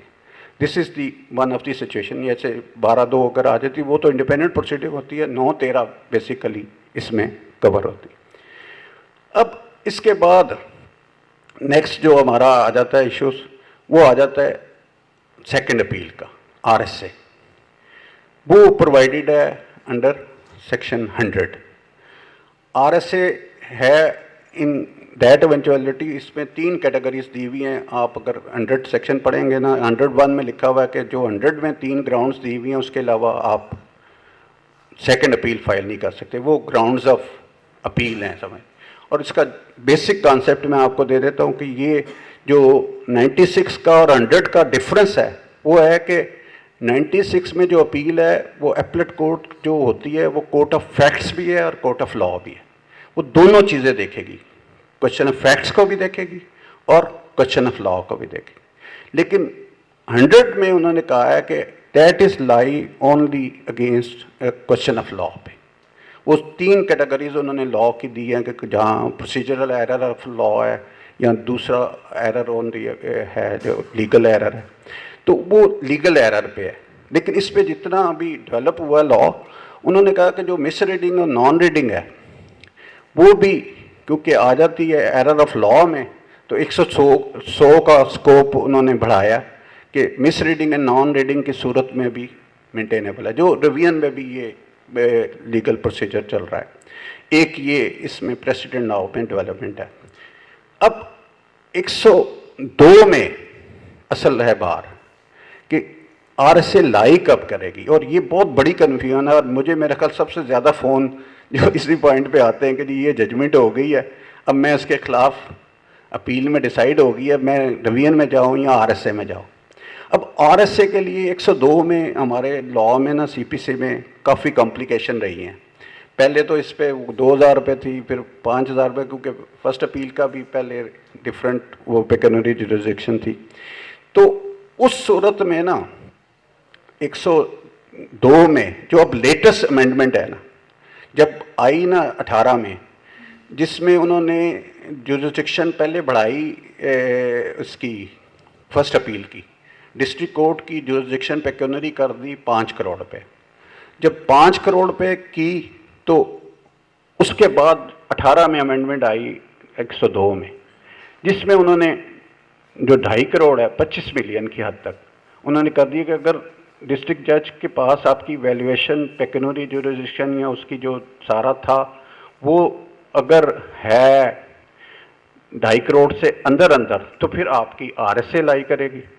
अगर उससे ज़्यादा है तो फिर रिवीजन आएगी, क्योंकि अप टू 25 मिलियन उन्होंने कहा है कि जो डिसीजन है उस पर लाई करेगी आरएसए। उस सूरत में हमें आरएसए करनी है, क्योंकि रिवीजन लाई नहीं करती अनलेस अपील इज़ प्रोवाइडेड। तो ये एक टेक्निकल आता है इसमें प्रॉब्लम, तो ये आरएसए का स्कोप है। अब आ जाता है जो सबसे ज़्यादा फर्स्ट अपील में ना जो प्रैक्टिकल आ रहे हैं ना, वो आता है forum of appeal. Forum of appeal जो है ना बहुत इंपॉर्टेंट है, उसमें सेक्शन 17 और 18 सिविल कोड ऑर्डिनेंस आ जाता है। फोरम ऑफ अपील आपने पेश नज़र रखना है from the value of the decree जो पास हुई है। अब मैंने जैसे अभी भी अंदर भी जिक्र किया कि हमारे जब हम शुरू में आए थे उस वक्त जो रीडर्स थे ना, वो ऑर्डर 20 के मुताबिक मुख्तलिफ डिक्री शीट्स हैं, मुख्तलिफ रूल्स में, वो उसके मुताबिक प्रिपेयर करते थे। तो ऊपर एक कॉलम होता था value for the purpose of jurisdiction, वो उस पर मेंशन करते थे। तो वो डिक्री शीट की बेसिक रिक्वायरमेंट है, क्योंकि अपील होनी है डिक्री के खिलाफ, तो वो वैल्यूएशन लिखी होगी तो आप फोरम डिटरमिन करेंगे ना। अब फोरम डिटरमिन करने में गलती होती है। अब इसमें जो लॉ डेवलप हुआ है उसमें बेसिक जजमेंट 85 सुप्रीम कोर्ट है 393 है, उसमें उन्होंने कहा कि it is always the value mention in your plaint that shell determine the forum of appeal. अब आपको ये तो क्लियर है कि जो आप 3 लिखते हैं ना, अक्सर उसमें मैंने नीचे भी पॉइंट आउट किया था कि वहाँ गलती अक्सर होती है कि आप लिख देते हैं value for the purpose of jurisdiction या कोर्ट फीस 15,000 लगा दे, maximum court fees is fixed. वहाँ आप वैल्यूएशन करते नहीं है, valuation of suit for the purpose of jurisdiction. लेकिन अगर उसमें मेंशन्ड है ना वैल्यूएशन, तो फिर उस सूरत में जो फोरम ऑफ अपील है आपने डिटरमिन करना है from the value mention in relevant para of the plaint, वो डिटरमिन करेगा। अगर अप टू 5 करोड़ है तो आपने डिस्ट्रिक्ट कोर्ट में जाना है, अगर आप up to more than 5 crore है तो फिर आपने हाई कोर्ट में आना है, जो डायरेक्ट अपील है आरएफए जो लाई करेगी। अब दूसरा सिचुएशन इसमें जो आती है ना कि अगर ये इशू उस पर ऑब्जेक्शन आ जाता है दूसरी साइड से, या फर्ज करें आपने रिकवरी सूट फाइल किया, 10 करोड़ का किया, 20 करोड़ का किया, डिक्री होता है 1 करोड़ की हद तक या 2 करोड़ की, या अप टू कह लें 4 करोड़ 5 करोड़ की हद तक।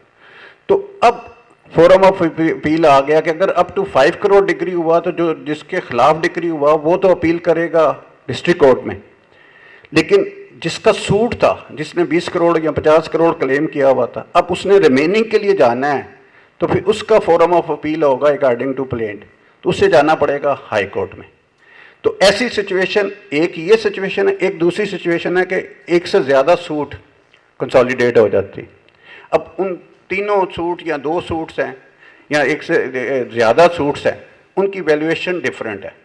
अब उसमें अब हमारे यहाँ कंपोजिट डिक्री का एक जजमेंट थी पहले, वो मैंने नोट की हुई है, लेकिन जो कंसोलिडेटेड जजमेंट्स तो आपने बेशुमार देखी हैं, लेकिन कंसोलिडेटेड डिक्री नहीं बनती। वो होता ही है, सूट है या 2 सूट है तो डिक्री शीट अलग से ड्रॉ होती।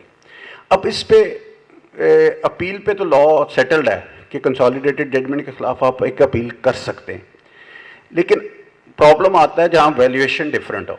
अगर वैल्यूएशन फ़र्ज़ करें 5 करोड़ की एक सूट की अंदर अंदर है और एक की 5 करोड़ से ज़्यादा है, तो आगे हम क्या करते थे, बड़े फोरम पे चले जाते थे, सारी अपील की और हाई कोर्ट में आ गए, तो इस पे कॉम्प्लिकेशन शुरू हो गई। इस पे अब जो लेटेस्ट जजमेंट है इन फील्ड वो है PLD 2016 सुप्रीम कोर्ट 409।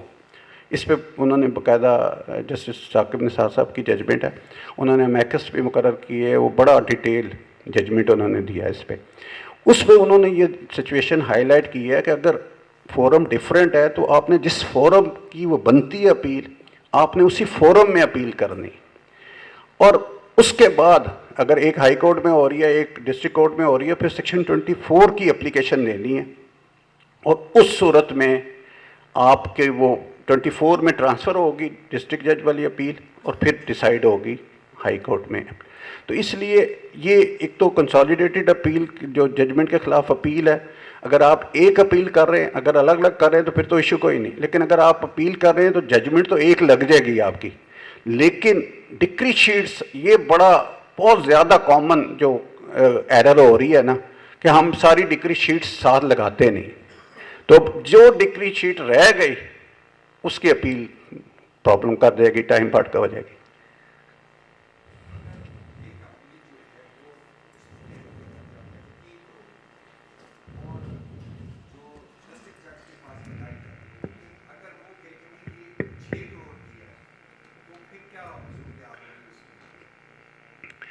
उसमें मैं आपको ये बता रहा हूँ ना कि अगर फर्स्ट करें प्लेंटिव ने सूट फाइल किया, उसने valuation for the purpose of jurisdiction आपके मुताबिक 3 करोड़ कर दी, कल को फर्स्ट करें उसने साथ इंटरेस्ट क्लेम किया या डैमेजेस और क्लेम किया जो डिटरमिनेड नहीं थे, क्लेम थे सिर्फ, कल को वो डिक्री 6 करोड़ की हो जाती है, तो फिर जो डिसीजन ऑफ द कोर्ट है ना, इसीलिए मैं कहता हूँ ना डिक्री शीट में मेंशन होनी चाहिए। अब इसी 2016 सुप्रीम कोर्ट में उन्होंने होल्ड ये किया है कि अगर डिस्प्यूट आता है या अल्टीमेटली कोर्ट वैल्यू डिफरेंट मुकर्रर कर देती है जो प्लेंटिफ ने लिखी हुई है, तो उस सूरत में जो valuation determined bye the court है, उस सूरत में आपको अपील उसके मुताबिक करनी पड़ेगी।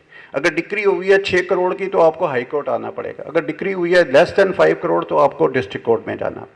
और कंसोलिडेशन में अगर एक की वैल्यू 3 करोड़ है, एक की 6 करोड़ है, एक की 5 करोड़ है, तो फिर आपको वो 2 अपीलें नीचे करनी पड़ेंगी, एक हाई कोर्ट में करनी पड़ेगी और 24 के तहत आपको ट्रांसफ़र करा के तो एक ही फोरम पे उसको सुना जाएगा। ये है इशू। आपका इशू मेरे ख्याल क्लियर नहीं हुआ कि आप कह रहे हैं कि जी झगड़ा ये आ रहा है कि एक कह रहा है 3 करोड़ है, दूसरा कह रहा है 6 करोड़, यही आपका है ना इशू। मैं उसका आपको बता रहा हूँ ना कि ये तो फिर नेचुरली अपीलेट कोर्ट डिटरमिन करेगी जिस फोरम पे गए हैं, तो वो डिसाइड अल्टीमेटली करेगी कि ये वैल्यू एक्चुअल क्या है। जो करेगी अगर तो उसकी अपनी जुरिसडिक्शन में है तो अपील मेंटेनेबल हो जाएगी, अगर नहीं है वो कहता है नहीं 6 करोड़ है तो फिर वो रिटर्न करेगी 7-10 के तहत 107 को मिला के आप पढ़ेंगे ना, तो वो रिटर्न करेगी to be presented before the right forum dispute की सूरत में। और डिस्प्यूट का आता कैसे है मैं आपको बताता हूँ ना।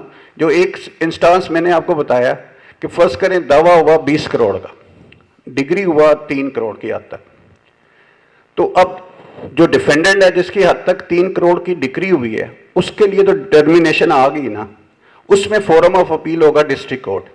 लेकिन जो एप्लांट है, जो प्लेंटिफ है, जिसका 17 करोड़ का रिफ्यूज़ हो गया, तो वो अगर अपील करेगा तो वो डिस्ट्रिक्ट कोर्ट में नहीं जाएगा, वो according to value mention in the plaint जाएगा, उसको हाई कोर्ट में अपील करनी पड़ेगी। वो अपील हाई कोर्ट में करेगा, फिर मैंने आपको बताया प्रोसीजर के 24 के तहत वो डिस्ट्रिक्ट कोर्ट वाली भी ट्रांसफ़र होकर जाएगी हाई कोर्ट में, फिर वहाँ कंसोलिडेटेड सुनेगी। लेकिन स्टिल आपकी मैं सेटिस्फेक्शन कर लेता हूँ कि एक वैल्यू वहाँ क्लैरिटी नहीं है, प्लेंट में क्लैरिटी नहीं है।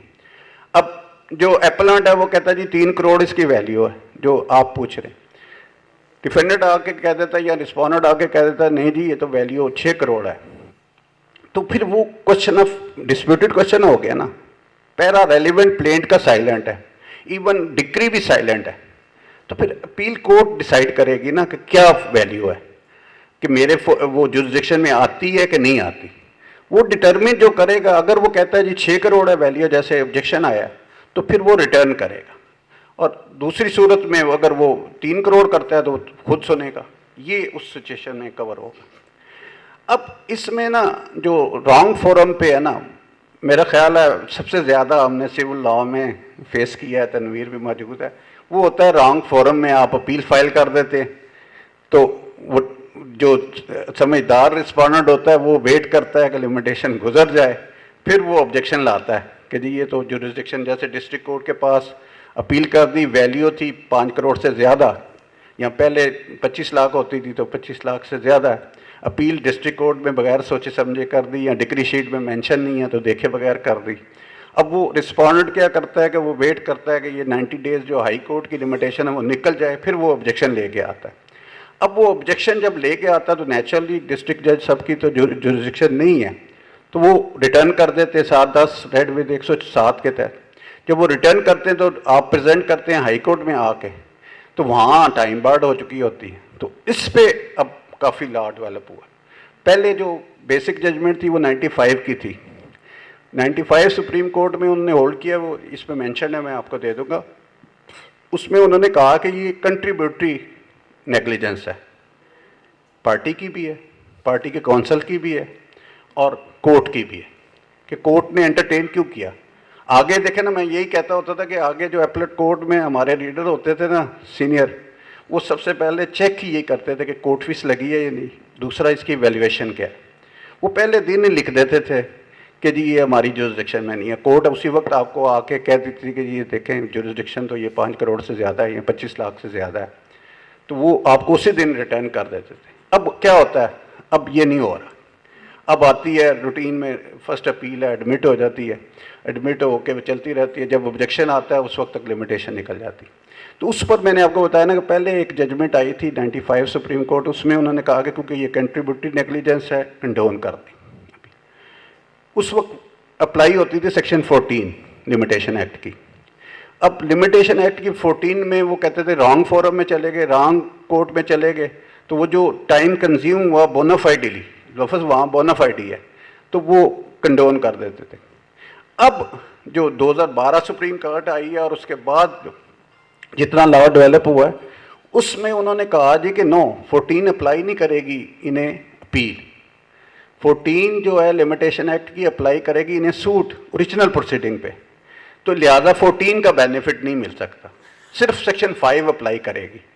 सेक्शन 5 की सूरत में आपको कंडोनेशन की जो 5 की रिक्वायरमेंट है, आपको अप्लीकेशन देनी पड़ेगी और आपको एक्सप्लेन करना पड़ेगा। नेचुरली वो सारा पार्टी का या पार्टी के कौन आ जाएगा नेग्लिजेंस का इशू, तो वो उस पर अब कंडोन नहीं कर। 12 के तहत उन्होंने कहा 14 नहीं अप्लाई करती है और सिर्फ 5 अप्लाई करेगी, और 5 में आपको जस्टिफाई करना पड़ेगा उस लिमिटेशन की कंडोनेशन। तो ये ज़रा इम्पॉर्टेंट है कि इसमें फोरम ऑफ अपील डिटर्मिन करते वक्त आपने कॉशियस रहना है, बहुत ज़्यादा इसमें एहतियात करनी है कि रॉन्ग फोरम में आप ना जाए। रॉन्ग फोरम का बहुत बड़ा इशू है और रॉन्ग फोरम को आपने ज़रूर कर्टेल करना है। अब उसके बाद आ जाता है अपील के हवाले से चैप्टर, पहला अपील का ही लंबा हो गया, लिमिटेशन का है। अब आर्टिकल 152 आप देखेंगे लिमिटेशन का, तो उसमें लिमिटेशन प्रोवाइडेड है फॉर डिस्ट्रिक्ट कोर्ट, वो है 30 डेज। वैसे तो कॉमनली हर एक को है अंदाज़ा, लेकिन जो हाई कोर्ट का है वो आर्टिकल 156 आता है, उसमें 90 डेज जो पंजाब में। अब इशू आता है, सबसे ज़्यादा जो कॉम्प्लिकेशन आती है ना इसमें लिमिटेशन के हवाले से, वो आती है इंटरम ऑर्डर्स की अपील, कि जहाँ वैल्यूएशन 5 करोड़ से ज़्यादा है उस सूरत में इंटरम ऑर्डर की अपील भी लाई करेगी हाई कोर्ट, तो उसमें भी आर्टिकल 156 ही आएगा और 90 डेज़ का आपको लिमिटेशन है, वहाँ 30 डेज़ है। तो ये लिमिटेशन का भी ध्यान में रखना, क्योंकि यही आता है जब ब्राउन फोरम में जाते हैं ना, तो ये 2 आर्टिकल ही सबसे ज़्यादा इंटरप्रेट होते हैं कि 152 के तहत डिस्ट्रिक्ट कोर्ट की 30 डेज़ है, वो तो विद इन 30 डेज़ आप दायर कर देते हैं, लेकिन वो 90 डेज़ लैप्स करके आप जब रिटर्न करवा के आते हैं दोबारा फोरम में, तो अपील में हाई कोर्ट में, क्योंकि वो टाइम बाउंड हो जाती है। तो ये 2 रेलिवेंट आर्टिकल हैं जो इसमें, एक वैसे हमने एडिशनली इसमें ऐड कर दिया था, वो हालांकि अपील के पे नहीं आता, कि अपील अगर डिसमिस इन डिफ़ॉल्ट हो जाती है या एक्स पार्टी डिसाइड हो जाती है, वो ऑर्डर आ जाता है 41 रूल 17 और 18, तो उसका जो रेस्टोरेशन है या सेटिंग साइड है एक्स पार्टी की, वो आता है 41-19 में। 41-19 की जो लिमिटेशन है वो 30 डेज है, कि आपने जो रिवाइवल या रेस्टोरेशन ऑफ अपील है आपने जो देनी है दरख्वास्त, वो विद इन 30 डेज़ है, वो आर्टिकल अगला आ जाता है 157। ये चीज़ें आपने मद्देनज़र रखनी है अपील के हवाले से, लिमिटेशन, फोरम ऑफ अपील और पार्टी के किसने ये फाइल कर ली, ये इंपॉर्टेंट आस्पेक्ट्स हैं जो अपील के हवाले से। तो अपील का ऑलमोस्ट ये chapter, first appeal, interim order की अपील और सेकंड अपील मैंने कवर कर लिया है। क्वेश्चन जो आए हैं, अगर किसी का क्वेश्चन अपील के हवाले से आया तो सर, ये जो 151 में लिमिटेशन 20 डेज है ओरिजिनल डिग्री और ऑर्डर के खिलाफ, ये कौन से है? 151 की 151 नहीं, देखिए ना, 151 तो इसमें 20 days इंडिपेंडेंटली लिखा हुआ है। अप्लाई नहीं करता, 151 डायरेक्टली अप्लाई कहीं नहीं करता जहाँ डायरेक्ट प्रोविजन है। अगर डायरेक्ट प्रोविजन नहीं है तो आप 151 में आते हैं ना, उसकी लिमिटेशन प्रोवाइडेड नहीं है, उसमें लिमिटेशन है, वो फिर आपका आ जाता है रेजिड्यूरी आर्टिकल, वो आता है 181, कि जिस भी ऑर्डर की अगर लिमिटेशन प्रोवाइडेड नहीं है तो वो फिर आ जाता है 3 ईयर। कि जैसे आप कहते हैं ना कि आप रिवीजन हुई है अगर डिसमिस इन डिफ़ॉल्ट, तो वो रिवीजन अगर डिसमिस इन डिफ़ॉल्ट हुई है ना, तो उसकी नेचुरली कोई लिमिटेशन प्रोवाइडेड नहीं है डायरेक्ट आर्टिकल में। उसमें फिर आर्टिकल 181 पे सारी जजमेंट्स आई हैं, वो रिवीजन के चैप्टर में मैंने कवर की हुई हैं।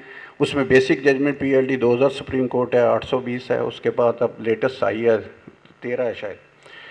तो उस सूरत में 151 की जो है ना, वो रेस्टोरेशन के हवाले से है, रेगुलर अपील में उसका 151 का कोई कॉन्सेप्ट नहीं है। तो 151 के तहत अगर कोई ऑर्डर पास होता है या आप मूव करते हैं एप्लीकेशन किसी लेवल पे भी, तो वो आर्टिकल आएगा रेजिड्यूरी 151। जैसे रिवीजन का मैंने बताया, उसकी रेस्टोरेशन आपने 151 में मूव करनी।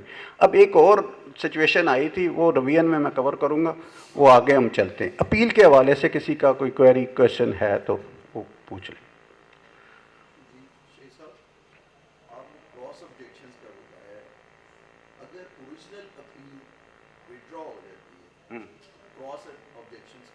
ये मैंने अभी बताया ना कि अभी जस्टिस मिर्ज़ा वकास साहब ने यही किया ना कि उसमें अपील विड्रॉ हो गई थी, बल्कि यहाँ आके भी बयान दिया, वहाँ भी दिया। उन्होंने कहा क्रॉस ऑब्जेक्शन इंडिपेंडेंट अपील है, तो वो दैट विल प्रोसीड, उसके अपने मेरिट्स पे उसको डिसाइड करना है। वो लिमिटेशन का अगर ऑब्जेक्शन है तो लिमिटेशन का कोर्ट डिसाइड करे, मेरिट्स पे अगर है तो वो इंडिपेंडेंट अपील के तौर पे ट्रीट होगी।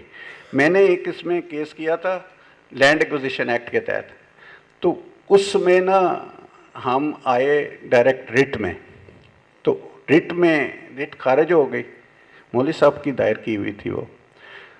ICA में हम चले गए, जब ICA में गए तो ऑब्जेक्शन आ गया कि जी इसमें तो प्रोवाइडेड है रेमेडी, वो ICA का भी काफ़ी दोस्तों ने कहा था कि उसको क्लियर करना है। तो उसमें मैंने ये प्ली रेज की थी कि जिस तरह 41-22 के ऑब्जेक्शन है इंडिपेंडेंटली, अगर नीचे 18 का रेफरेंस आता है, 18 का रेफरेंस आता है ना, तो वहाँ भी उन्होंने दिया हुआ है राइट ऑफ क्रॉस रेफरेंस। जिस वक्त पार्टी को जो था ना, एक्वायरिंग डिपार्टमेंट को राइट ऑफ अपील नहीं था पहले, और उसी तरह नीचे 18 का रेफरेंस भी नहीं था, वो तो एग्रीव्ड के लिए था 18 का।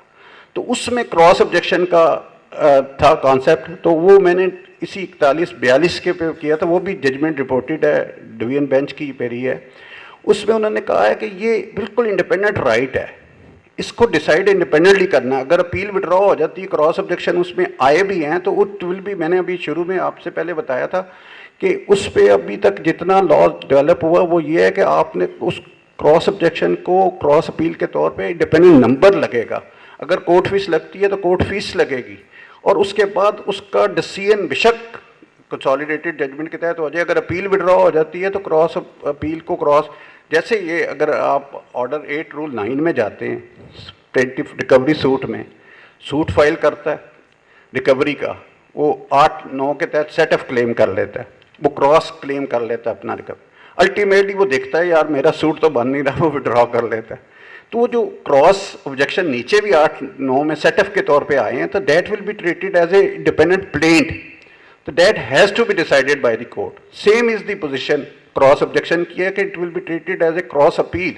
वैसे तो इस पे वो 41-33 के तहत और है कि एपलेट कोर्ट 31 के तहत भी कि इवन क्रॉस ऑब्जेक्शन ना भी आए तब भी कोर्ट के पास एम्पल पावर है, एपलेट कोर्ट, क्योंकि court of continuation of appeal है तो है। हाँ, इसमें एक क्वेश्चन जो पूछा भी नहीं गया, मैंने वैसे किया हुआ था कि फर्स्ट अपील जो 96 की है, whether is a vested right and it should be admitted as a right, as a vested right, it should be admitted for regular hearing.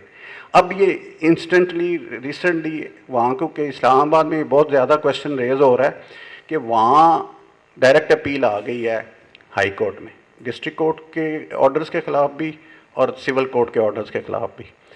अब वहाँ ये क्वेश्चन कर रहे हैं जी कि हम हर अपील को एज ऑफ राइट क्यों एडमिट कर लें।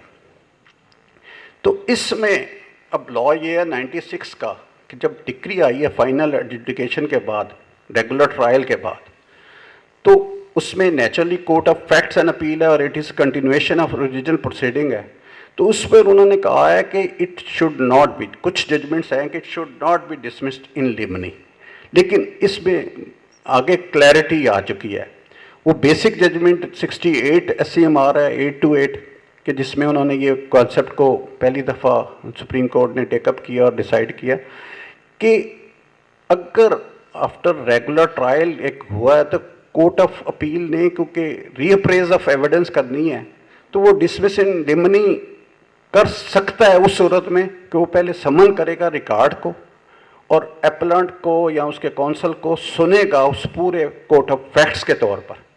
उसके बावजूद अगर उस नतीजे पे पहुंचता है कि नहीं बनती अपील तो वो डिसमिस इन लिमनी कर सकता है, लेकिन विदाउट समनिंग रिकॉर्ड नहीं कर सकता। तो इसमें समनिंग ऑफ रिकॉर्ड इंपॉर्टेंट है।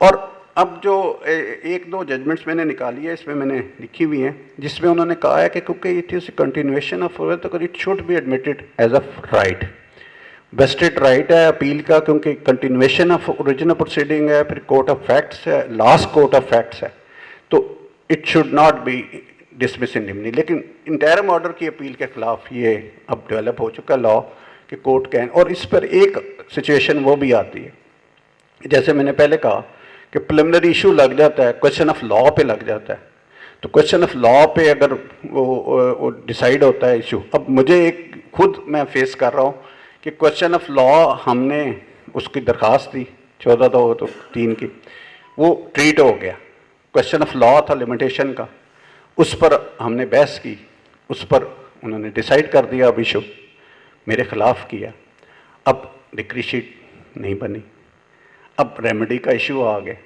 मैंने तो खैर रबियन दायर की, लेकिन नीचे मैंने दरख्वास्त दी कि जी कि ये इशू डिसाइड हुआ है, प्रिलिमिनरी इशू डिसाइड हुआ है, 41-23 को देखें तो वो तो कह रहे अपील है और रिमांड होगा केस, तो उस सूरत में decree sheet should be prepared ना, इवन दोज प्रिलिमिनरी इश्यूज़ की। लेकिन प्रैक्टिकल हमारे ये प्रॉब्लम आ रहा है कि वो डिक्री शीट नहीं बनाते।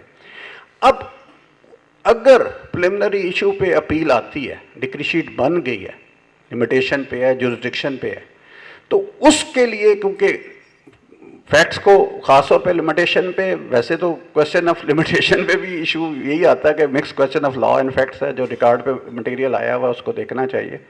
तो ज़्यादा जो जितनी जजमेंट्स है ना ऑनरेबल सुप्रीम कोर्ट की या हायर कोर्ट्स की, वो ये हैं कि जो फर्स्ट अपील 96 की है ना, it should not be thrown away, क्योंकि ये कंटिन्यूएशन है, कोर्ट ऑफ फैक्ट्स है, लास्ट कोर्ट ऑफ फैक्ट्स है, तो दैट शुड बी।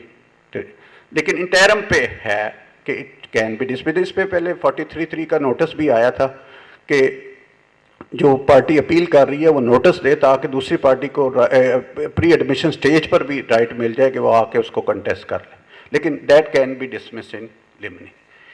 अब जी मेरा आपने कहा कि independent cross objection independent appeal ठीक है, अदरवाइज लॉ ये डेवलप हुआ है, साथ ही कहा है कि लिमिटेशन पीरियड आना चाहिए, within 30 days cross objections file होना चाहिए। Whereas on the other law ये डेवलप हुआ है कि सेम डिक्री के अगेंस्ट एक appeal within limitation period आती है, तो सब्सिक्वेंट अपील्स अगर बियॉन्ड लिमिटेशन पीरियड्स हैं वो तो सुप्रीम कोर्ट में अगर इंडिपेंडेंट वो अपील ट्रीट होगी तो बियॉन्ड 30 डेज है, तो वही एनालॉजी यहाँ अप्लाई करेगी कि नहीं? नहीं, आपका सवाल ये था कि एक अपील हुई, अगला आ जाता है।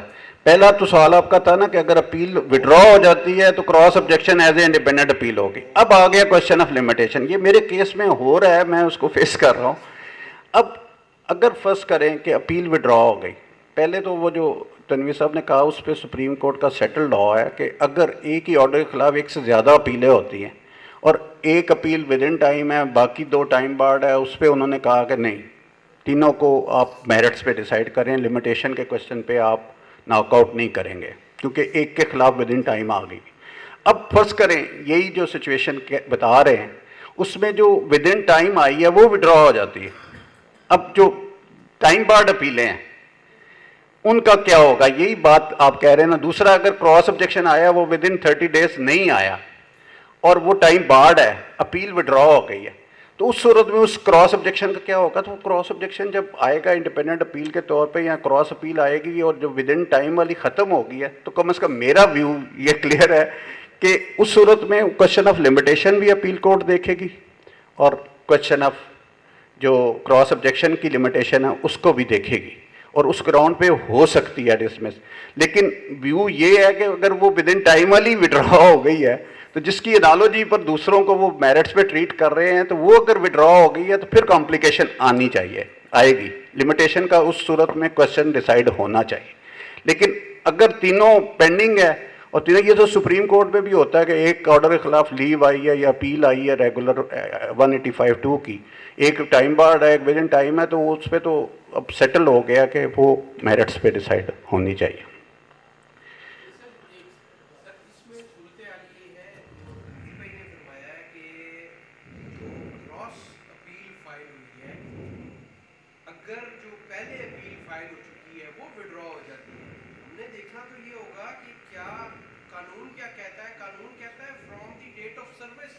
आपने विद इन 30 डेज फाइल करनी है, तो हमने जो क्रॉस अपील फाइल की है वो तो उसकी लिमिटेशन तो वो 30 डेज गवर्न कर रहे हैं जब हमें पहली अपील की सर्विस हो रही है, तो लिहाजा मेरे हम्बल ओपिनियन में तो वो किसी सूरत भी टाइम बार्ड नहीं हो सकती। नहीं, आप इसको मिक्स कर रहे हैं। एक सिचुएशन है कि एक ही ऑर्डर डिक्री के खिलाफ एक से ज़्यादा अपीलें हुई हैं, प्रॉपर अपीलें हुई हैं, उस सूरत में जो क्वेश्चन ये आया था ना कि भी लिमिटेशन का क्या होगा, अगर विद इन टाइम है तो एक विद इन टाइम है और बाकी टाइम बार्ड है, तो उस सूरत में वो उन्होंने कहा कि वो उनको कंडोन करके तीनों को सुनना चाहिए। अब क्वेश्चन ये आ रहा है कि जो क्रॉस ऑब्जेक्शन है ना उसकी लिमिटेशन दी गई है, मैंने आपको अगर डेट ऑफ सर्विस इस्टेब्लिश है रिकॉर्ड पर और विद इन 30 डेज नहीं आई तो टाइम बार्ड है ना, तो उस क्वेश्चन को कोर्ट एड्रेस करेगी ना, वो एंटरटेन ही नहीं होगी। पहले आएगी आपकी एप्लीकेशन 5 की, आप लिमिटेशन कंडोनेशन की देंगे, रीज़न देंगे, वो बैरियर को क्रॉस करेंगे तो वो मेरिट पे सुनी जाएगी ना। जब कोर्ट आफ्टर कंसिडरिंग सेक्शन 5 को वो अपनी फाइंडिंग दे कि जी चले मैं कंडोन करता, लेकिन अगर on the face of it वो बियॉन्ड 30 डेज है डेट ऑफ सर्विस से, तो टाइम बाद। लेकिन वो अगर अपील पेंडिंग है मेन और क्रॉस ऑब्जेक्शन टाइम बार्ड है, तो ये तो उन्होंने डिसाइड किया ना कि उन्होंने मेरिट्स पे डिसाइड किया, क्योंकि एक अपील होगी विद इन टाइम, एक को हो गया क्रॉस ऑब्जेक्शन बियॉन्ड लिमिटेशन, उन्होंने लिमिटेशन पे नहीं खारिज किया, उन्होंने मेरिट्स पे डिसाइड किया अपील। क्योंकि उस सूरत में अगर एक क्रॉस ऑब्जेक्शन है या जो जिसको हम क्रॉस अपील भी कहते हैं, और दूसरी रेगुलर क्रॉस अपील है, तो उस सूरत में अगर एक विद इन टाइम है तो वो मेरिट पे सुनी जाएगी। लेकिन अगर जो विद इन टाइम वाली है वो विड्रॉ हो गई, फिर क्वेश्चन ऑफ लिमिटेशन पे आपको सेक्शन 5 के तहत आपको कंडोन करवानी पड़ेगी, अदरवाइज नहीं वो सुनी जानी चाहिए। क्रॉस ऑब्जेक्शन की लिमिटेशन कहाँ दी गई है? वो 4122 में आप देखें ना, उसके अंदर लिखी हुई डेट ऑफ सर्विस से विद इन 30 डेज आप क्रॉस ऑब्जेक्शन कर सकते हैं, वो रूल 22 में इंडेक्टेड है, उसमें नहीं है। और फिर जो आप पॉइंट आउट करना चाह रहे हैं उसमें सेक्शन 5 नहीं आएगी क्रॉस ऑब्जेक्शन में, उसमें आएगी अब जो लेटेस्ट जजमेंट आई है जस्टिस अमीनुद्दीन साहब की सुप्रीम कोर्ट से आई है, उन्होंने कहा है, वो मैं रिवीजन में मैंने असल में कवर किया हुआ है, उसमें उन्होंने कहा है कि अगर सेक्शन 5 स्पेशल लॉ में जितने भी कंडोनेशन की है वहाँ 5 अप्लाई नहीं करेगा। 29 है सेक्शन लिमिटेशन की कि अगर अपील प्रोवाइडेड नहीं है, लिमिटेशन प्रोवाइडेड नहीं है लिमिटेशन एक्ट में, तो फिर सेक्शन 5 अप्लाई नहीं करेगा स्पेशल लॉ में। यहाँ इवन CPC में जो रिवीजन है उसकी पहले लिमिटेशन प्रोवाइडेड थी CPC में इट्स, पहले तो थी नहीं, फिर आई तो 90 डेज आई CPC की अमेंडमेंट में 115 में। तो उस वक्त जितना लॉ डेवलप हुआ उन्होंने कहा 5 तो अप्लाई नहीं करती। इसी तरह 4122 में भी क्योंकि लिमिटेशन प्रोवाइडेड है इसमें, तो 5 नहीं अप्लाई करेगी। फिर अब जो लेटेस्ट व्यू आया है उन्होंने कहा कि 151 में कोर्ट के पास एम्पल पावर है कि वो कंडोन कर दे सफिशेंट ग्राउंड देने। जैसे अगर आप रेवेन्यू लॉज में जाएंगे तो उसमें तो उन्होंने उसी प्रोविजन में दिया हुआ है ना कि उस कोर्ट को इख्तियार है कि कंडोन कर, तो फिर आप उसी के तहत अप्लाई करेंगे। उसके पैरामीटर्स में, पैरामीटर तो अल्टीमेटली 5 के ही आते हैं, लेकिन 5 अप्लाई नहीं करेंगे, आपने जाना होगा 151 के तहत, 5 पे आप नाप आउट हो जाएंगे। अब आ जाता है, मैं उसको काफ़ी हम अपील में आगे चले गए, ये जो है लाइट को लाइट का इशू है। नहीं मुझे नहीं इशू, सुनने में किसी को आवाज आवाज में और ऊंची कर रहा हूं।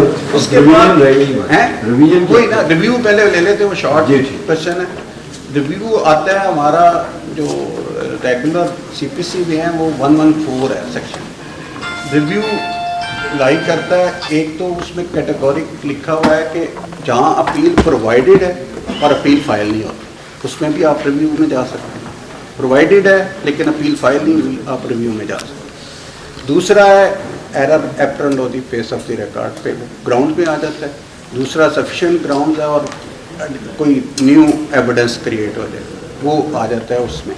लेकिन फोरम जो है उसका रिव्यू का वो सेम कोर्ट है सिविल प्रोसीजर में, और उसकी लिमिटेशन जो है वो 90 डेज है। उसमें आर्टिकल 172 है आई थिंक, तो मैंने नोट किया था रिव्यू का, उसमें आपने 90 डेज में दायर करनी है रिव्यू। और उसमें अब एक रूल और इंट्रोड्यूस किया, रूल 9 आया है 47 का, जिसमें उन्होंने कहा है कि उसके लिए 5000 सिक्योरिटी इन एडवांस जमा कराना मैंडेटरी कर दिया कि आप सिक्योरिटी 5000 जमा कराएंगे तो एंटरटेन होगा रिव्यू। ये भी एक इसमें अमेंडमेंट आई हुई है 47 में। रिव्यू का स्कोप डेफिनेटली बहुत लिमिटेड है, उसमें वही 3 जो उन्होंने दिए हैं ना स्कोप में कि error apparent on the face of the record. आपने एक तो उसमें पॉइंट आउट करनी है कोई एरर ऐसी है जो वाकई रूट ऑफ द कोर्ट में जा रही है। तनवीर साहब खुद एक केस में सुनाते होते हैं, जस्टिस मसूद जहांगीर साहब ने एक ऐसी एरर की जो थी on the face of the record, तो उन्होंने यहाँ उसका रिव्यू किया। तो इसलिए है कि ऐसी एरर जो बिल्कुल फ्लोटिंग, जिसके लिए आप डीप टू यानी कि जिसमें वो जो होता है ना बाकी क्वेश्चन मिस रीडिंग है, नॉन रीडिंग है, ये चीज़ें नहीं देखनी। तो एरर ऐसी है जो apparent on the face of record है, जिसमें खास तौर पे क्वेश्चन ऑफ बाज़ का लिमिटेशन आता है, बाज़ का क्वेश्चन ऑफ जुरिसडिक्शन आता है, बाज़ का ऐसी एरर है कि डिग्री कर दी गई है और वो degree on the face of it वो रिकॉर्ड के मुताबिक नहीं है, तो वहाँ आपका स्कोप रिव्यू का आता है। लेकिन जितनी भी है जजमेंट्स वो हैं, या अगर आप रिव्यू फाइल करते हैं कोई ऐसी एविडेंस थी जो उस वक्त प्रोड्यूस नहीं हो सकी और वो अल्टीमेटली अफेक्ट कर रही है राइट्स ऑफ पार्टीज़ को और वो एसेंशियल थी, वो आप brought into the notice of court लाते हैं, तो उस सूरत में रिव्यू। तीसरी है सफिशेंट ग्राउंड, वो आपको जस्टिफाई करनी पड़ेंगी उसी जजमेंट की रोशनी में। लेकिन उसमें जो फर्स्ट अपील की है स्कोप, उसमें नहीं आप जाएंगे, उन ग्राउंड्स पर नहीं जा सकते जिस पर 96 में आप जा सकते हैं। तो ये उसका डिफरेंस है बिटवीन अपील एंड रिव्यू। एक तो सेम फोरम है और दूसरा ये है कि एरर जो है apparent of the face of record, यानी 3 जो ग्राउंड्स है उसके बाद नहीं जा सकते। अब वो अपील में भी बल्कि एक दोस्त ने कहा हुआ था, वो लंबा हो गया, उसमें आ गया था कि ये पहले जितनी अपील्स आती थी डायरेक्टली हाई कोर्ट में वो सुनी जाती थी डिवीजन बेंच में, RFA जितनी आती थी वो डिवीजन बेंच सुनता था। अब जब अमेंडमेंट आई ना 5 करोड़ की जिससे, उसके तहत जब 5 करोड़ की वैल्यू की ना और लिमिट हुई उस वक्त सारी अपीलें, तो उसके बाद हाई कोर्ट रूल्स में अमेंडमेंट आई तो उन्होंने उसमें उसको अमेंड कर दिया कि अगर ये है, आप नोट कर लेंगे, वैसे मेरे नोट्स में है, चैप्टर 3 है पार्ट बी रूल 2(1), इसके तहत उन्होंने इसको अमेंड करके कर दिया कि अब 5 करोड़ तक जो डिस्ट्रिक्ट जज साहब की जुरिसडिक्शन थी उसके खिलाफ जो है अंदर, उसमें जो RFA आएगी ना वो सुनी जाएगी बाय सिंगल बेंच। जैसे ऑर्डर 37 का है, डिग्री होता है 5 करोड़ से नीचे, तो उसकी जो अपील है हाई कोर्ट में that will be heard by single bench, और अगर 5 करोड़ से ज़्यादा है तो फिर डिवीजन बेंच में।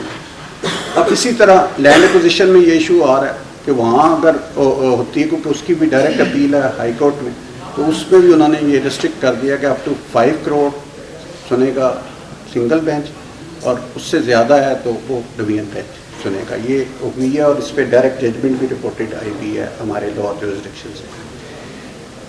एक अब इसी में अपील में फिर मैं वापस आ गया हूँ, वो लॉ रिफॉर्म्स के तहत काफ़ी दोस्तों ने कहा था कि ICA जो है वो 72 का लॉ रिफॉर्म्स है, उसमें सेक्शन 3 है जिसमें अगर ओरिजिनल जुरिसडिक्शन तो यहाँ पंजाब में तो बिल्कुल नहीं है, सिंध में है, पहले इस्लामाबाद में थी, तो वहाँ इंट्रा कोर्ट अपील हम उसे कहते हैं, वो उसमें प्रोवाइडेड है सेक्शन 3 में। तो जहाँ ओरिजिनल जुरिसडिक्शन एक्सरसाइज करती है ऑनरेबल हाई कोर्ट, उस सूरत में जो अगर सिंगल बेंच करेगा एक्सरसाइज तो वो जाएगी डिवीजन बेंच में अपील। और वैसे तो उस पर ये थोड़ा सा है, अगर डिवीजन बेंच बहुत रेयर केस है कि ओरिजिनल जुरिसडिक्शन कहीं डिवीजन बेंच सुने, लेकिन पेशावर में जो रिट जुरिसडिक्शन है वो डिवीजन बेंच नॉर्मली सुनता है, तो वहाँ वो ICA प्रोवाइडेड नहीं है कि फुल बेंच में जाएगी। तो यहाँ जो ICA वो एक तो डिवीजन बेंच के पास है, दूसरा पहले से लेटर पैटर्न अपील भी कहते थे।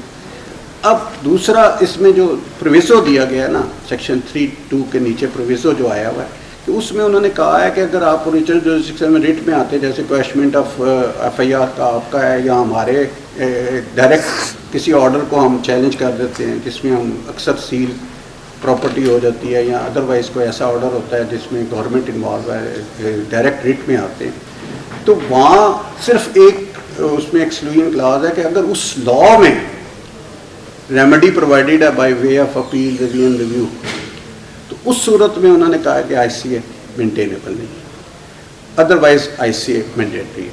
तो वो एक एक्सक्लूजन क्लॉज है। अब उस पर भी लॉ डेवलप हुआ, जो बेसिक जजमेंट आई थी वो 1984 सुप्रीम कोर्ट थी, जिसमें उन्होंने कहा था कि उस स्टैच्यूट में अगर रेमेडी प्रोवाइडेड है तो उस सूरत में आपकी इंट्रा कोर्ट अपील मेंटेनेबल नहीं है।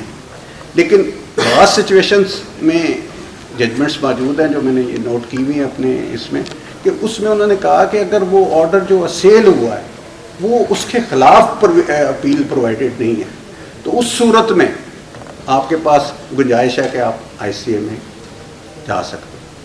तो ये एक डिस्टिंक्शन है, ये सारा नोट में मेरे मौजूद है, वो आप ले लेंगे, उसमें डायरेक्ट जजमेंट सारी मैंने दोनों तरफ की लिखी हुई। अपील का इस हवाले से तो मेरे ख्याल ऑलमोस्ट हमारा कवर हो गया, रिव्यू भी देख लिया। अब आ जाती है रवियन। रवियन जो है रिव्यू के हवाले से एक क्वेश्चन रिव्यू के हवाले से सर, एक एक्स पार्टी डिग्री हुई, उसके खिलाफ रिव्यू फाइल किया गया, review due to DNP dismiss हो गया, क्या उसके बाद उसके खिलाफ 12(2) की पिटीशन फाइल की जा सकती है? ऑल्दो वो लिमिटेशन में फॉल करता है। मैं आपको ये बताता हूँ कि इस पे काफ़ी लॉ डेवलप हो गया है। अब लेटेस्ट जजमेंट इसमें डॉक्ट्रिन ऑफ इलेक्शन है सर। अगर एक ऑर्डर के खिलाफ एक से ज़्यादा रेमेडीज़ प्रोवाइडेड है अंडर द लॉ, जैसे आपने एक्स पार्टी का किया, एक्स पार्टी के खिलाफ आपके पास रेमेडीज़ हैं एक से ज़्यादा, उसमें पहली रेमेडी है 9(13) के तहत कि आप उसको सेटिंग साइड के लिए आ गए, उसके बाद 12(2) है और तीसरी रिव्यू की और चौथी इवन अपील की थी। 4 रेमेडीज अब इसमें बेसिक जजमेंट थी 2000 SCMR 296। उन्होंने कहा है कि आप चारों साइमल्टेनियसली नहीं कहते कि एक पहले आप करें रिव्यू, उसके बाद वो खारिज हो जाए तो आप 12(2) ले आएँ, फिर आप ले आएँ 9(13) ले आएँ या अपील ले आएँ। उसमें उन्होंने कहा है कि अगर आप अवेल करेंगे तो एक रेमेडी, ये डॉक्ट्रिन ऑफ इलेक्शन के तहत अब 2018 सुप्रीम कोर्ट आई है, 828 सफ़ा है उसका। डॉक्ट्रिन ऑफ इलेक्शन के तहत पहले ये 2000 SCMR में था 296 में, उसके बाद मेरी भी एक DB की रिपोर्टेड है जजमेंट, उसके बाद ये अब सुप्रीम कोर्ट की जजमेंट आई। उसमें उन्होंने कहा कि अगर फर्स्ट करें, जो मेरे केस में सिचुएशन अराइज हुई थी वो ये थी कि एक बंदे के खिलाफ हो गया हाई कोर्ट में ऑर्डर, वो फोत हो गए, अब लीगल एयर्स आ गए, लीगल एयर्स में से एक की तरफ से एक वकील साहब ने दायर कर दिया रिव्यू, एक ने कर दिया 12(2), क्योंकि लिमिटेशन का इशू हो रहा था रिव्यू, क्योंकि हाई कोर्ट में जो रिव्यू है उसकी लिमिटेशन 20 डेज है, तो वो साइमल्टेनियसली 2 रेमेडीज आ गई। अब मेरा ऑब्जेक्शन आया कि जी रिव्यू तो वो जज साहब नहीं है, तो अब जाएगा डिवीजन बेंच में, जो हाई कोर्ट रूल्स के मुताबिक वो डिवीजन में चला गया।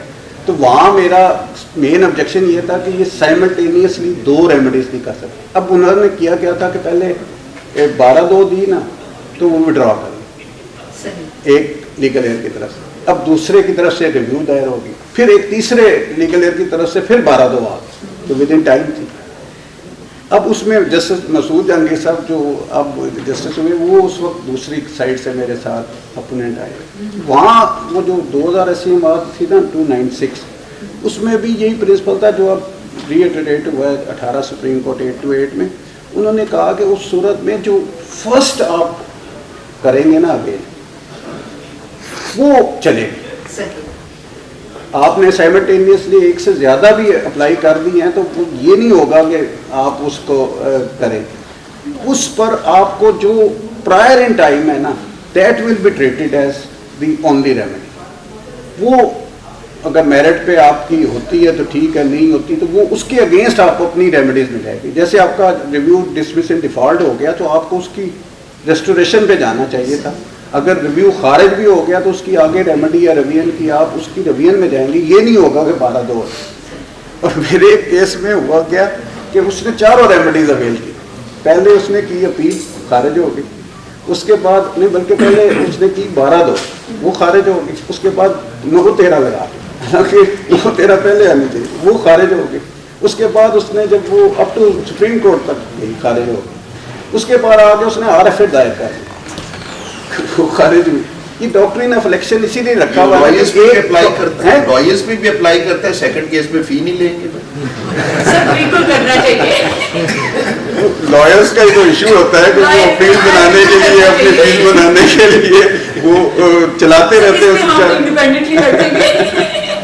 तो कहने का ये है कि जहाँ एक से ज़्यादा रेमेडीज है ना, तो फिर आपके पास ऑप्शन डॉक्ट्रिन ऑफ इलेक्शन है। बल्कि अब इस पर तो उन्होंने किया है, जस्टिस मिर्जा वकास साहब ने लास्ट टाइम मेरे ही केस में किया कि एक पार्टीशन की प्रोसीडिंग है, जैसे एग्रीकल्चर लैंड है, वो जाता है पहले रेवेन्यू साइड, वहाँ वो फाइल करता है, वहाँ रिफ्यूज़ हो जाती है पार्टी, वो आ जाता है सिविल सूट में, सिविल सूट में आके यहाँ डिग्री हो जाता है। फील्ड में मेरे रिवीजन में था, मैं डॉक्ट्रिन ऑफ इलेक्शन में गया कि इसने पहले खुद इसका स्टेटस लिखा है एग्रीकल्चर लैंड और अप्रोच किया है कोर्ट ऑफ कॉम्पिटेंट जुरिसडिक्शन को, वहाँ वो सारे फोरम पे हार गए, तो उसके बाद फिर वो सिविल कोर्ट में नहीं आ सकता, तो उस पर उन्होंने अब वो भी रिपोर्ट हुई है जजमेंट कि उन्होंने कहा डॉक्ट्रिन ऑफ इलेक्शन में अगर एक मेन ये तो आ गया ना कि वो डिक्री हुई है या एक्सपर्ट की डिक्री हुई है उसके खिलाफ रेमेडीज है ना, वो डायरेक्ट रेमेडी है कि एक बंदे के पास एक लॉ के स्पेशल लॉ के तहत है या सेपरेट लॉ के तहत रेमेडी है, एक